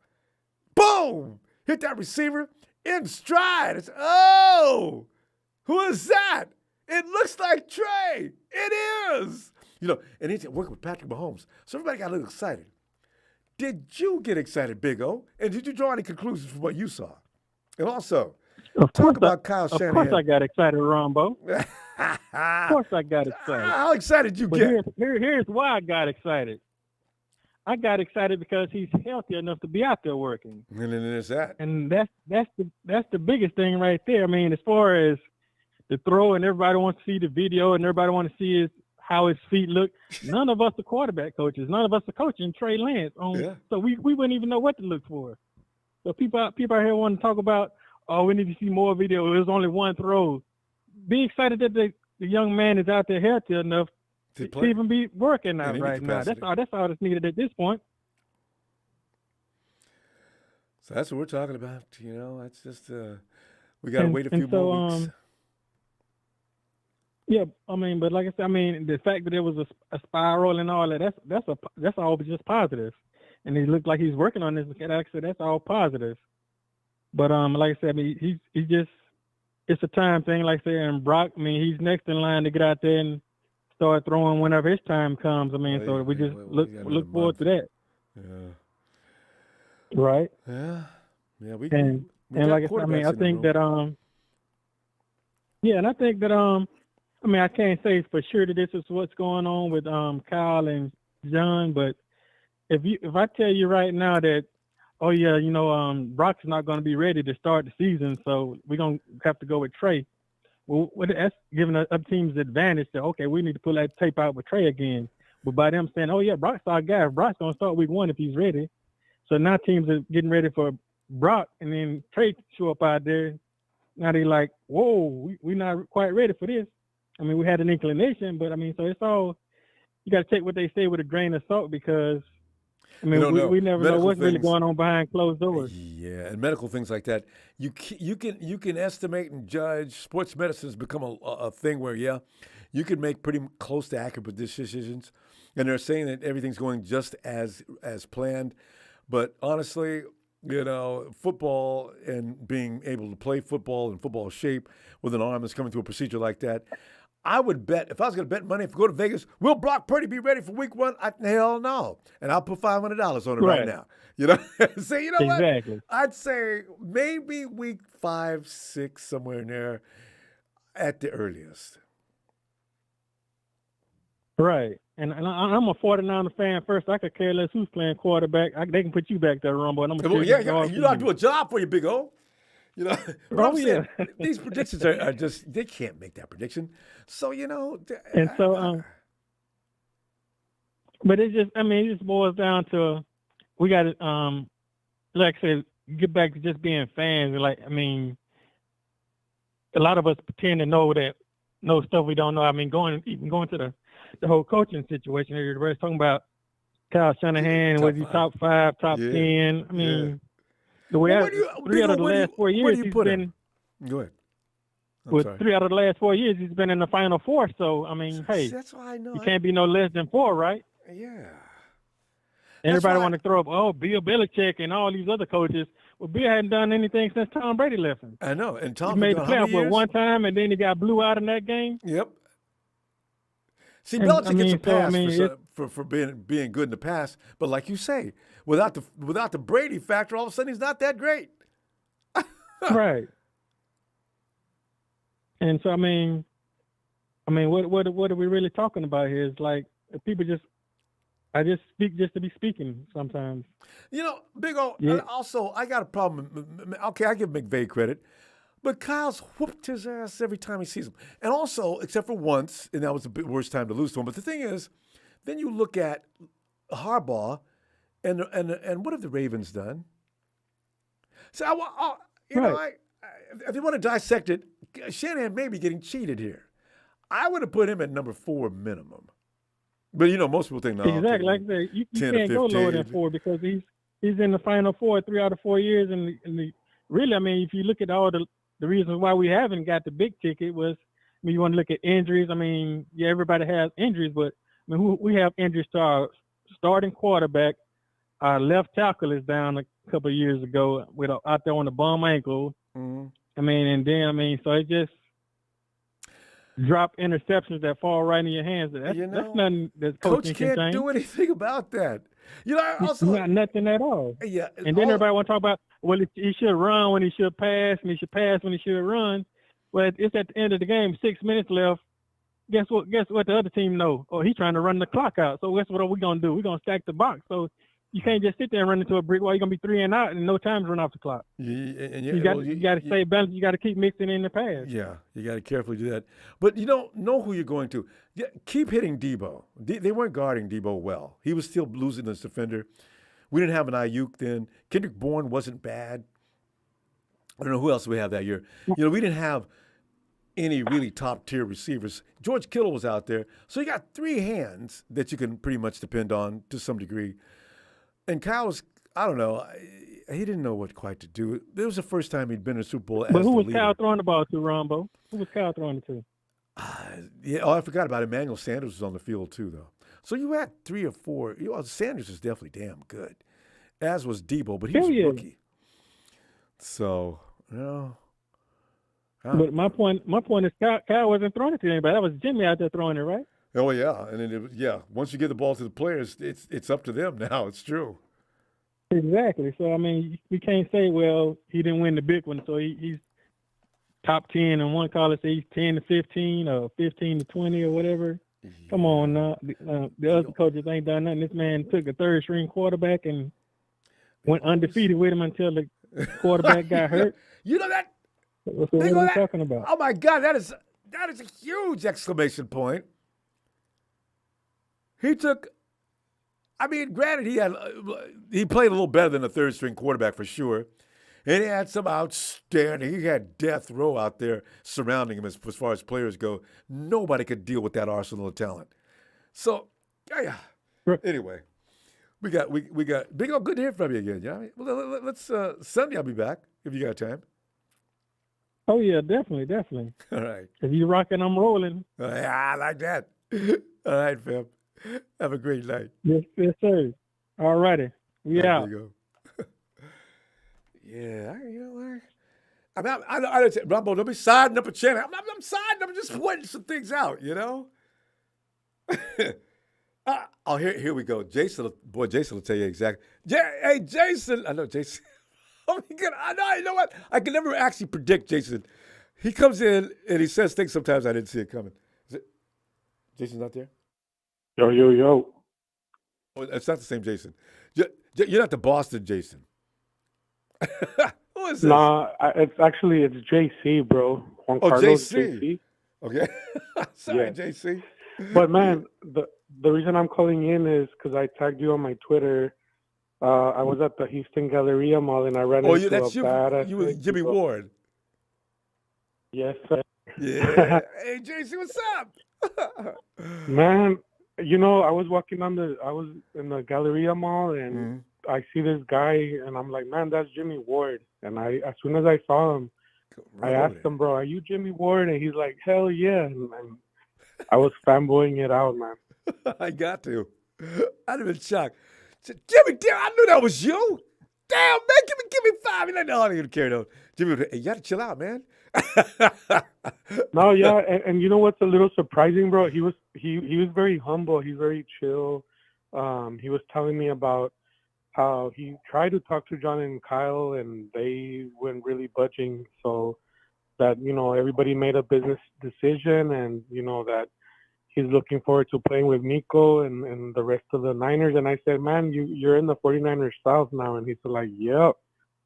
Damn, just that much alone that he shared with you bothers me. I tried to talk to Kyle, and we know about that conversation where Kyle told him, and Kyle says he never had that conversation, but you knew he did because Jimmy couldn't have made that up. Yeah. Coach, can I play safety? You want to go? You want to sit on the bench? Why you? I don't know. I didn't want to said that. Him. I knew it. But he was pretty sad because he's like, man, I was almost there 10 years, and I said, well, you know what, man, no matter what, you're still considered a Niner, and I'm gonna catch one of the games here in Houston just to see you and some of the other guys, you know, Miko. But he was very grateful for us, for the fans. He's like, man, you guys are the best, and even through our losing seasons, you guys, you know, cheered for us, and I was like, man, you're like, I don't want to, like, I wanted him to sign back with us, regardless, you know, but. Yeah. As a vet, you know, he can coach the younger kids, and you good know, but I mean, and he did a good job. Yeah, and he was hilarious. I was gonna ask him about the fight with Hopkins, but I was just too nervous. I was just too in my feels, man, to even ask him. I was like, man, and then I was also gonna ask him, like, man, who do you have on your phone that you could call in and they would answer? But I was like, man, that's a little bit too much. Well, you know, the thing is, you couldn't ask him too much because he's probably on his way somewhere. So, you know, you couldn't get into a long conversation. But that was fun. You got that one video, and Jimmy wished everybody. He was just outside of that some store. He would just post it up, like, and I'm like, what are you doing? Just post it up, man. And he's like, I'm just here chilling. And then I asked him if people had recognized him, and he said, "Yeah, man, a few people came to me, and he was just there, like literally just chilling, and Standing around. I took some pictures, some videos, but nah, man, it was all good, and you know, like I told him, he'll always be a Niner for everything he did for us, but." And That's he all I saluted. wanted to share with you today, Yeah, I Rumble. appreciate that, man, because I appreciate that. That video was cool, man, because Jimmy saluted the Houston Niner fam. And Yeah. and then at the end he said, "Go Texans." But I you know know what he he was meant, like, though. yeah, You I know? needed to throw that in there. Yeah, no, that's understandable. He's playing in Texas. He's playing for the Texans. That's and I'll be For supporting him Niners too. South. Yeah. All right, fam. JC, appreciate you, fam. All right. Let's. All right, man. Good looking out, and talk to you later, bro. Looking forward to it, JC. Night, fam. All righty. Have a good night, Rumble. You too. Thanks, JC. Bye. And the Big Show says this: if you think about it, Eric Reed, Tart, and Ward were a great secondary. Actually, they were good. And Tart was ranked really high during that time. Eric Reed was good until they put him down at linebacker. But he was doing a great job. Eric Reed could bounce. Eric Reed put a smacker down. Ho! And let's see. It's Merrick. Merrick. Hey, Ronbo. Merrick. Well, Merrick, as you know, you saw the video. How was your Good Friday? Oh, it's been great. It's been a great Friday. You know? Well, it's Good Friday. You know. Yeah. Sunday coming up with Easter. And we got Easter on Sunday. Yeah. Lots of eggs all colored up. Yeah. It's such a time of the year. Reminds me of a kid I didn't want any regular eggs boiled and colored. I wanted that big chocolate rabbit. Huge, standing there, just chocolate and delicious. Until, Merrick, my feelings were so hurt. I still remember the first rabbit I got. Mom laid that big rabbit. That's for me? Yes. Happy Easter. Really? All of that for me? Merrick, I went and broke off an ear. And I realized at that point it was a fraud. The thing was hollow. It was just a big form of hollowness. I was grateful for the chocolate involved, but I thought there was chocolate all the way through. And I'm still scarred from that. I mean, it's a traumatic experience. I'll never. Anyway, Merrick, where was I going? Merrick, let us get back to the fact that did you make any judgments from the throw from? Sound like you kind of feel like how I did today, where I work with food and I wear a Dallas Cowboys apron at work today. Wait, what? You did what? I work with food every now and then at my job, so I had to wear a Dallas Cowboys apron while I work that's today. What I thought you said you had to wear a Dallas Cowboys. Are you in Texas? No. Why'd you have to wear? What'd you have to wear? The guy I work with is a big Cowboys fan. That was the only apron I could wear at the time. Oh, he knew it too. I bet he knew it. I bet he was laughing the whole time. I knew that. Dude, how you like that apron? Looks good on you, man. You ought to be a Cowboy fan. Oh, God, I'm going home. I'll bring my own apron. Sucks.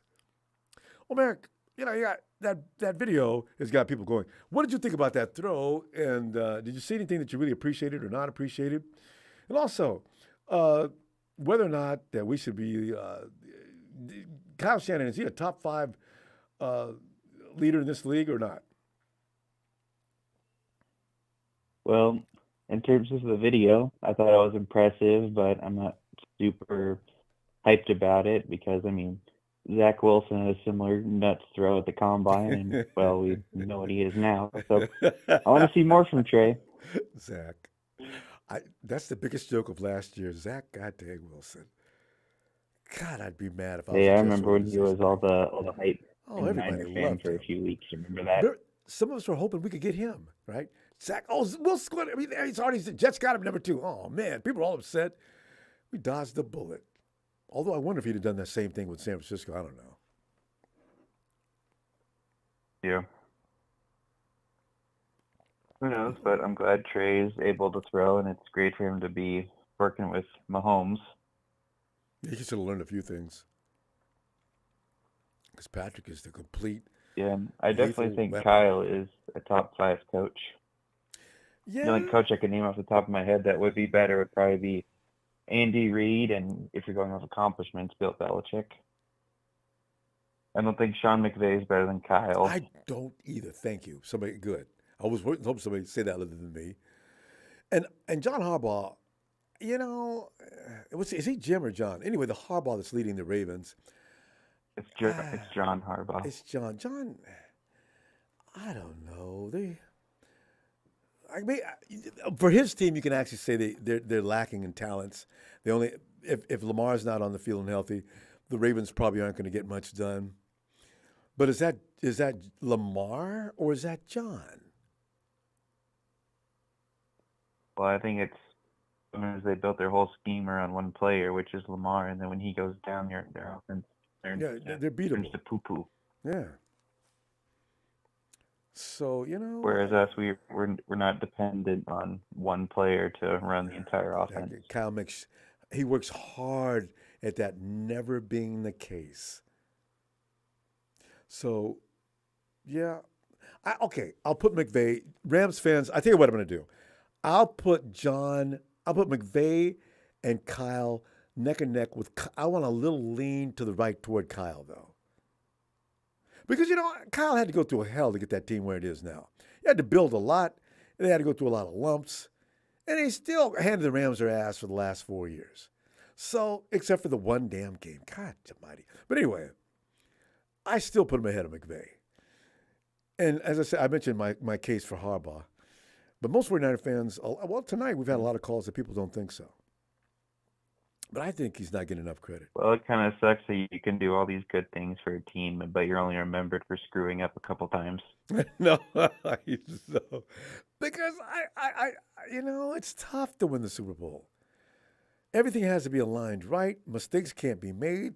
The coach can prepare the team all day long, but if they don't go out there and execute properly, if they make mistakes, if they miss their cues, there's nothing he can do but cuss them out when they come back to the sideline. It's too late. Yeah. So I don't know. We're going to find out next year. And I mean, there's some people who dog on Kyle's play calling, but the trick plays are called trick plays for a reason. You only bust them out every now and then. As a surprise, you don't run trick plays the entire game. Remember when the Wildcat was tearing up the NFL for like a year and then it stopped working and no one used it anymore? Because people got hip to it. And also, a lot of times you've seen our receivers running just buck naked, wide open. The league has caught up with that a little bit as well. You don't see George Kittle standing there by himself all day like you used to. You know? Mm-hmm. So, you know, defenses are working on Kyle's game. They spend day and night trying to figure out how to stop Shanahan. But that's what they have to do, or he will kill you. So I got to give him credit. Yeah, I mean, Kyle's also got a bunch of head coaches that used to be with him, like McDaniels, Saleh, D'Amico. Yeah. Yeah. The Shanahan tree is growing, isn't it? It is growing, and it's growing big. How many coaches can say that other than Belichick? Who else? Who has the most? Bill Parcells. Belichick, all the people that come out of the Belichick tree were failures of a head coach. Especially McDaniel, and he's still having trouble. Yeah. Well, you had McDaniels, you had Purdy. Mangini, you had what's the guy's name? Is it Purdy? Matt Patricia was also a failure. Patricia. And yeah, terribly. Yeah. Oh, yeah. Here you go, Young Montana. There you go. Read it. All right. Yeah, you know, that's right. Bill is shocked. Kyle needs a little more credit, I think. So, yeah. Yeah, I think we focus way too much on what Kyle doesn't do or does wrong than what he does right, which he does a lot of things right. I mean, him and John are the reason we're in Super Bowl contention every year. And one interesting thing that gets overlooked, if the 49ers get to the playoffs, they are going to either get to the Super Bowl or the NFC CG. Nobody's going to take them out in round 1 or 2. I got to appreciate that. That ain't easy. That is not easy. So, yeah. And if not for that injury, Merrick, I really, truly believe the 49ers versus the Chiefs was on. Now, I don't know what would happen against the Chiefs, but I do know that The Eagles can't beat the 49ers on a healthy day. No way. But we were making Jalen Hurts run around like crazy until the injury happened where he did. Our defense was out on the field for 50 minutes. Right. And that first series, Jalen Hurts come bouncing out there. He got that one pass off, but that was not a catch. And I said, that's. Yeah, and Kyle didn't challenge it because they were strategically showing the replays where it didn't look like a no catch until they showed the replay after they ruled it a catch. So who runs the Eagles are running that stadium. They knew that ball wasn't caught. They just made sure not to put that frame up.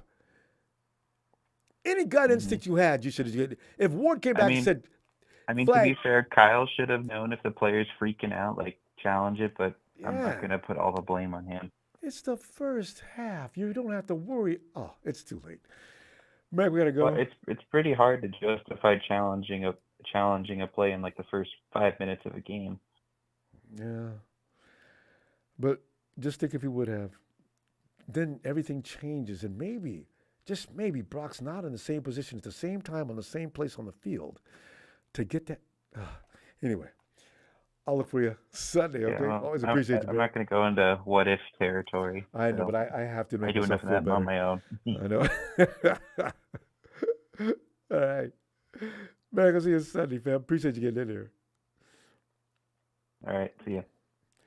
All right, Tony.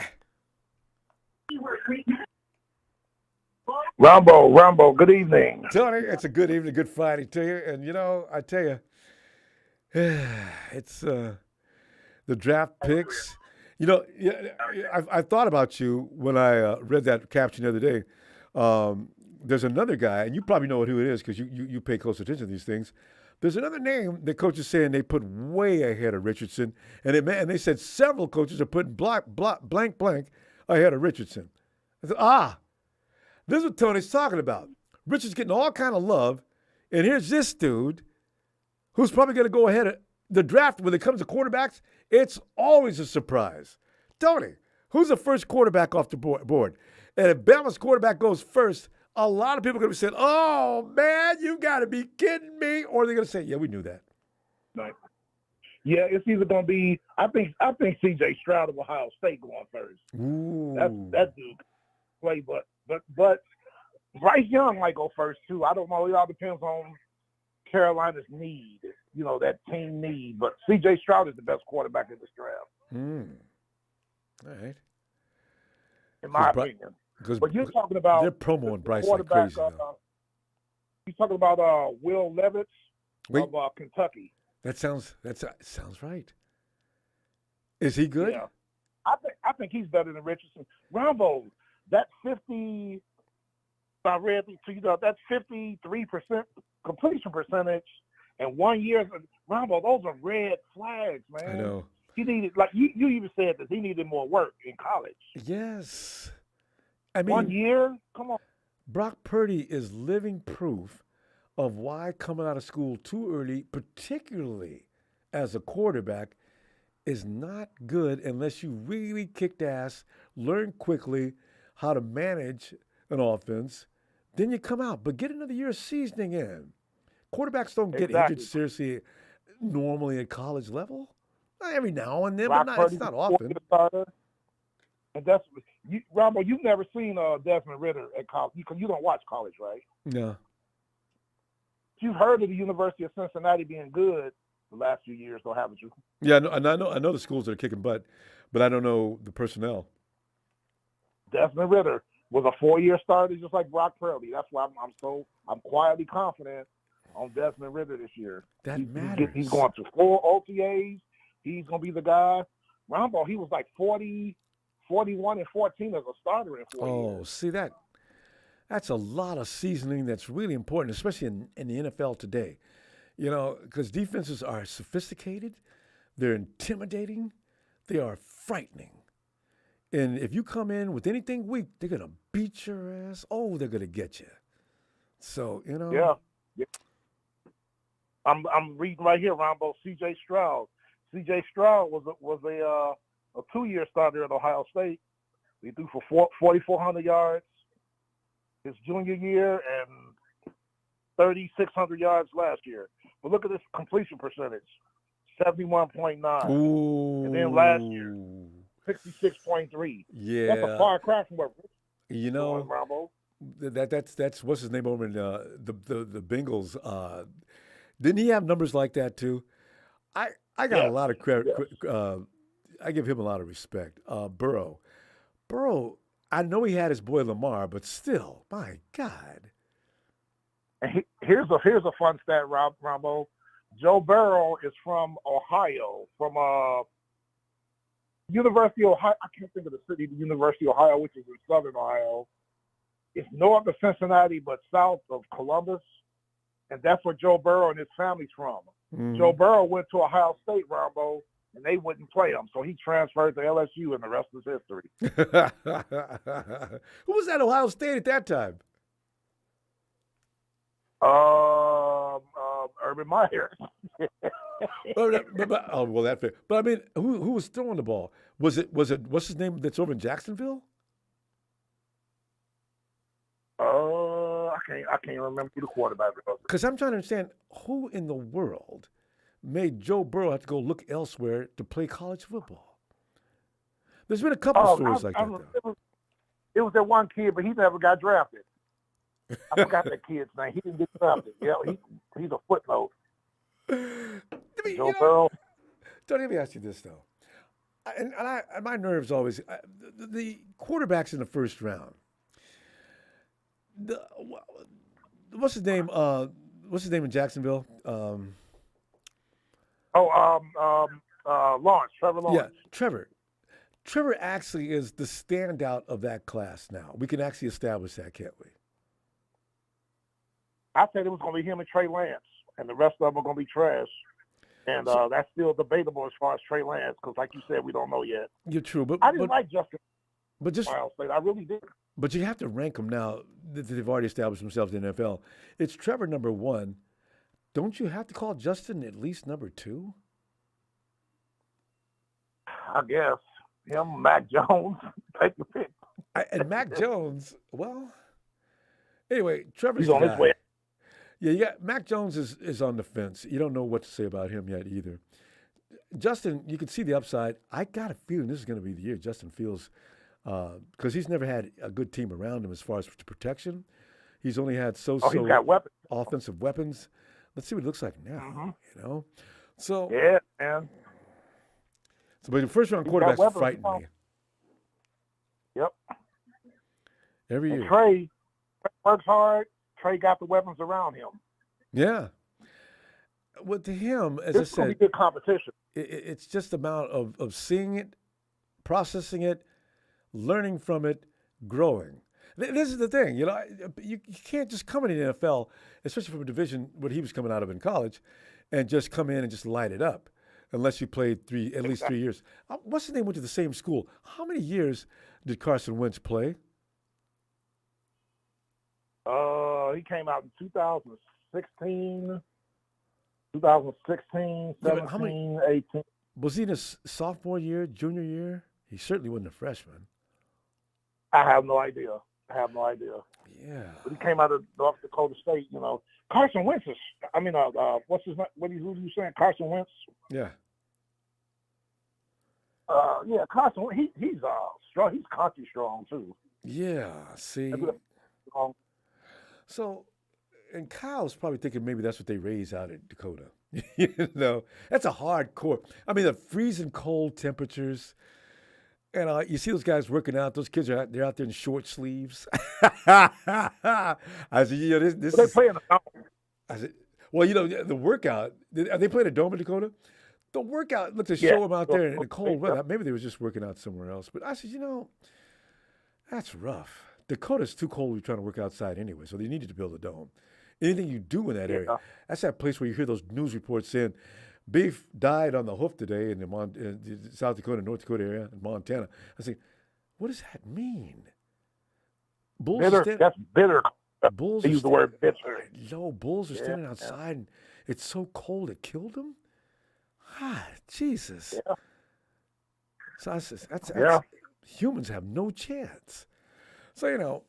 So far, Carson Wentz can't get a job so far. See, Carson, his attitude, I don't know what happened to him since he left Philly. His attitude, he makes people, players don't like him.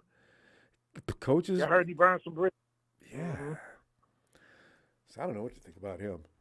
But, yeah. So Trey's got, he's got a...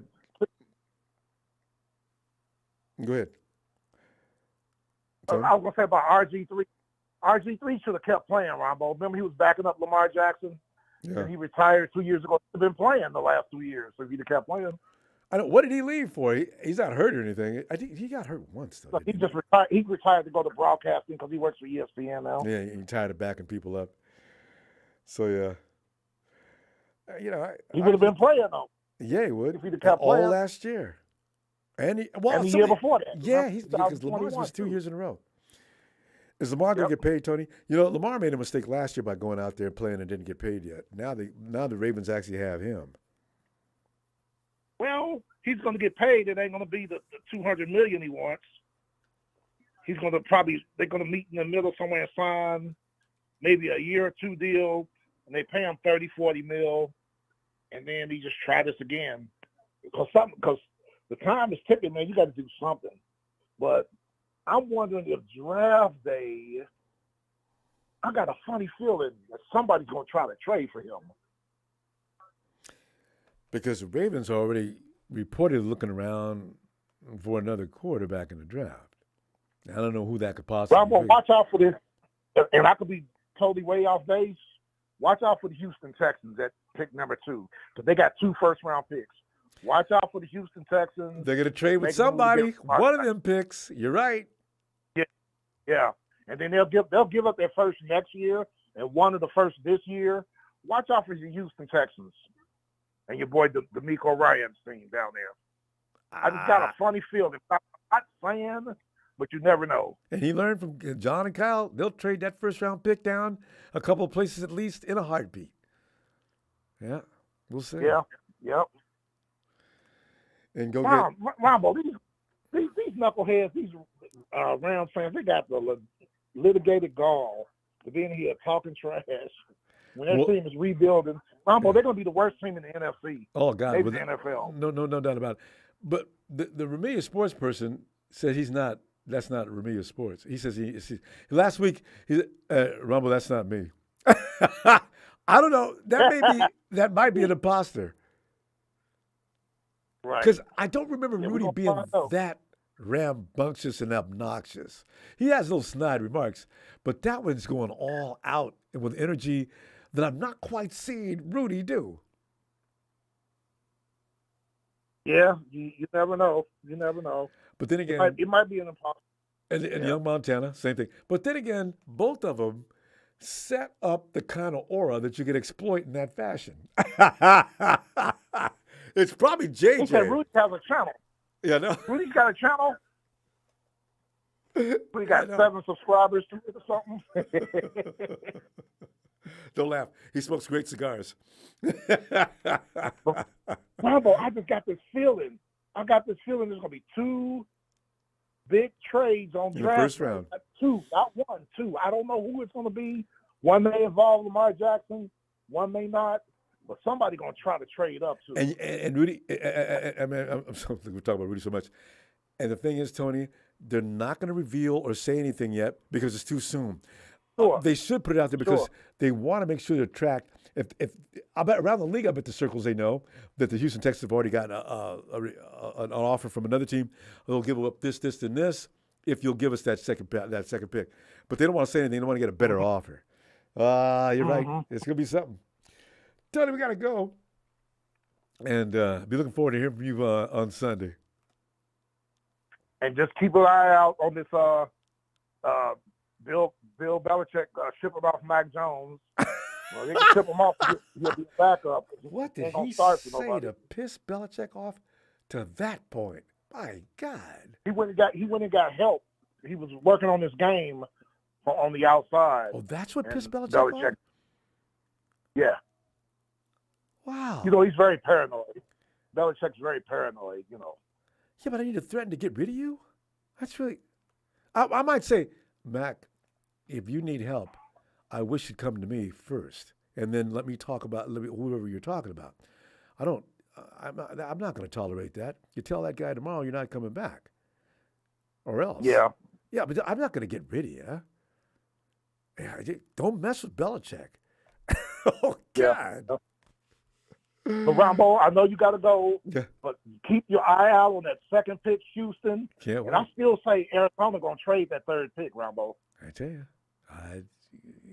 the Cardinals need to go for it. Give it to Kyler Murray. Stay tuned. I tell you. All right, Tony. Great talking to you. I'll see you Sunday. All right. Take care, sir. You too. Thanks, Tony. Night. I forgot Houston did a lot of losing, and they got a lot of picks, and they got 2 first-rounders. Damn, as bad as we were back during the Tom Sula and Chip Kelly days, we never had 2 first-round picks, did we? No. How do you play so bad? Remember when the Browns, remember the Browns? The Browns had upwards of 3 and 5. What was the Browns' record for first-round picks back in the day? Back when Tom Sula and Kelly was with us, it was the Browns draft all day. You go in, and the Browns have the number 1 overall pick, and they select. 5 minutes later, the Browns are now on the clock. What? Is the number 5 pick? Jesus. The Cleveland Browns are on the clock again. Number 15? Wow. And those are people trading up from the years before to get the Browns' first-round pick. And the Browns, it took them 5 years or so to build that machine they got now. And for the most part, most of those all those newbies, they were all first-round picks. They had a who's who of the college ranks up and down that roster. And then they made a mistake. They had the first-round pick, the number 1 choice. The Cleveland Browns select Baker Mayfield.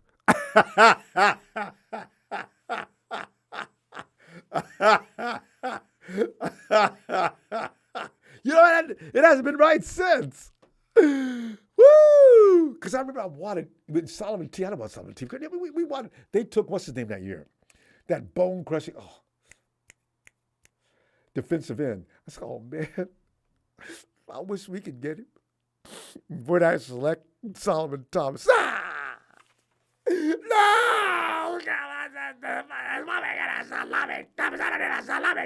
Okay, let me not relive that moment. It was really painful for me. Fam, I shall see you Sunday. And, Tony Nagatani is going to come in and knock out his mock draft. And then, of course, we'll continue our Sunday festivities. But, fam, look forward to seeing you there. Just have a great, good Friday. I'll see you Easter Sunday. It'll be late in the day. So, you know, if you're not busy, you can come join us. All right, fam. Thanks for the contributions, fam. Let me not forget that. I always appreciate it. Thank you so much. Hit that like, subscribe. We have fun like this all the time.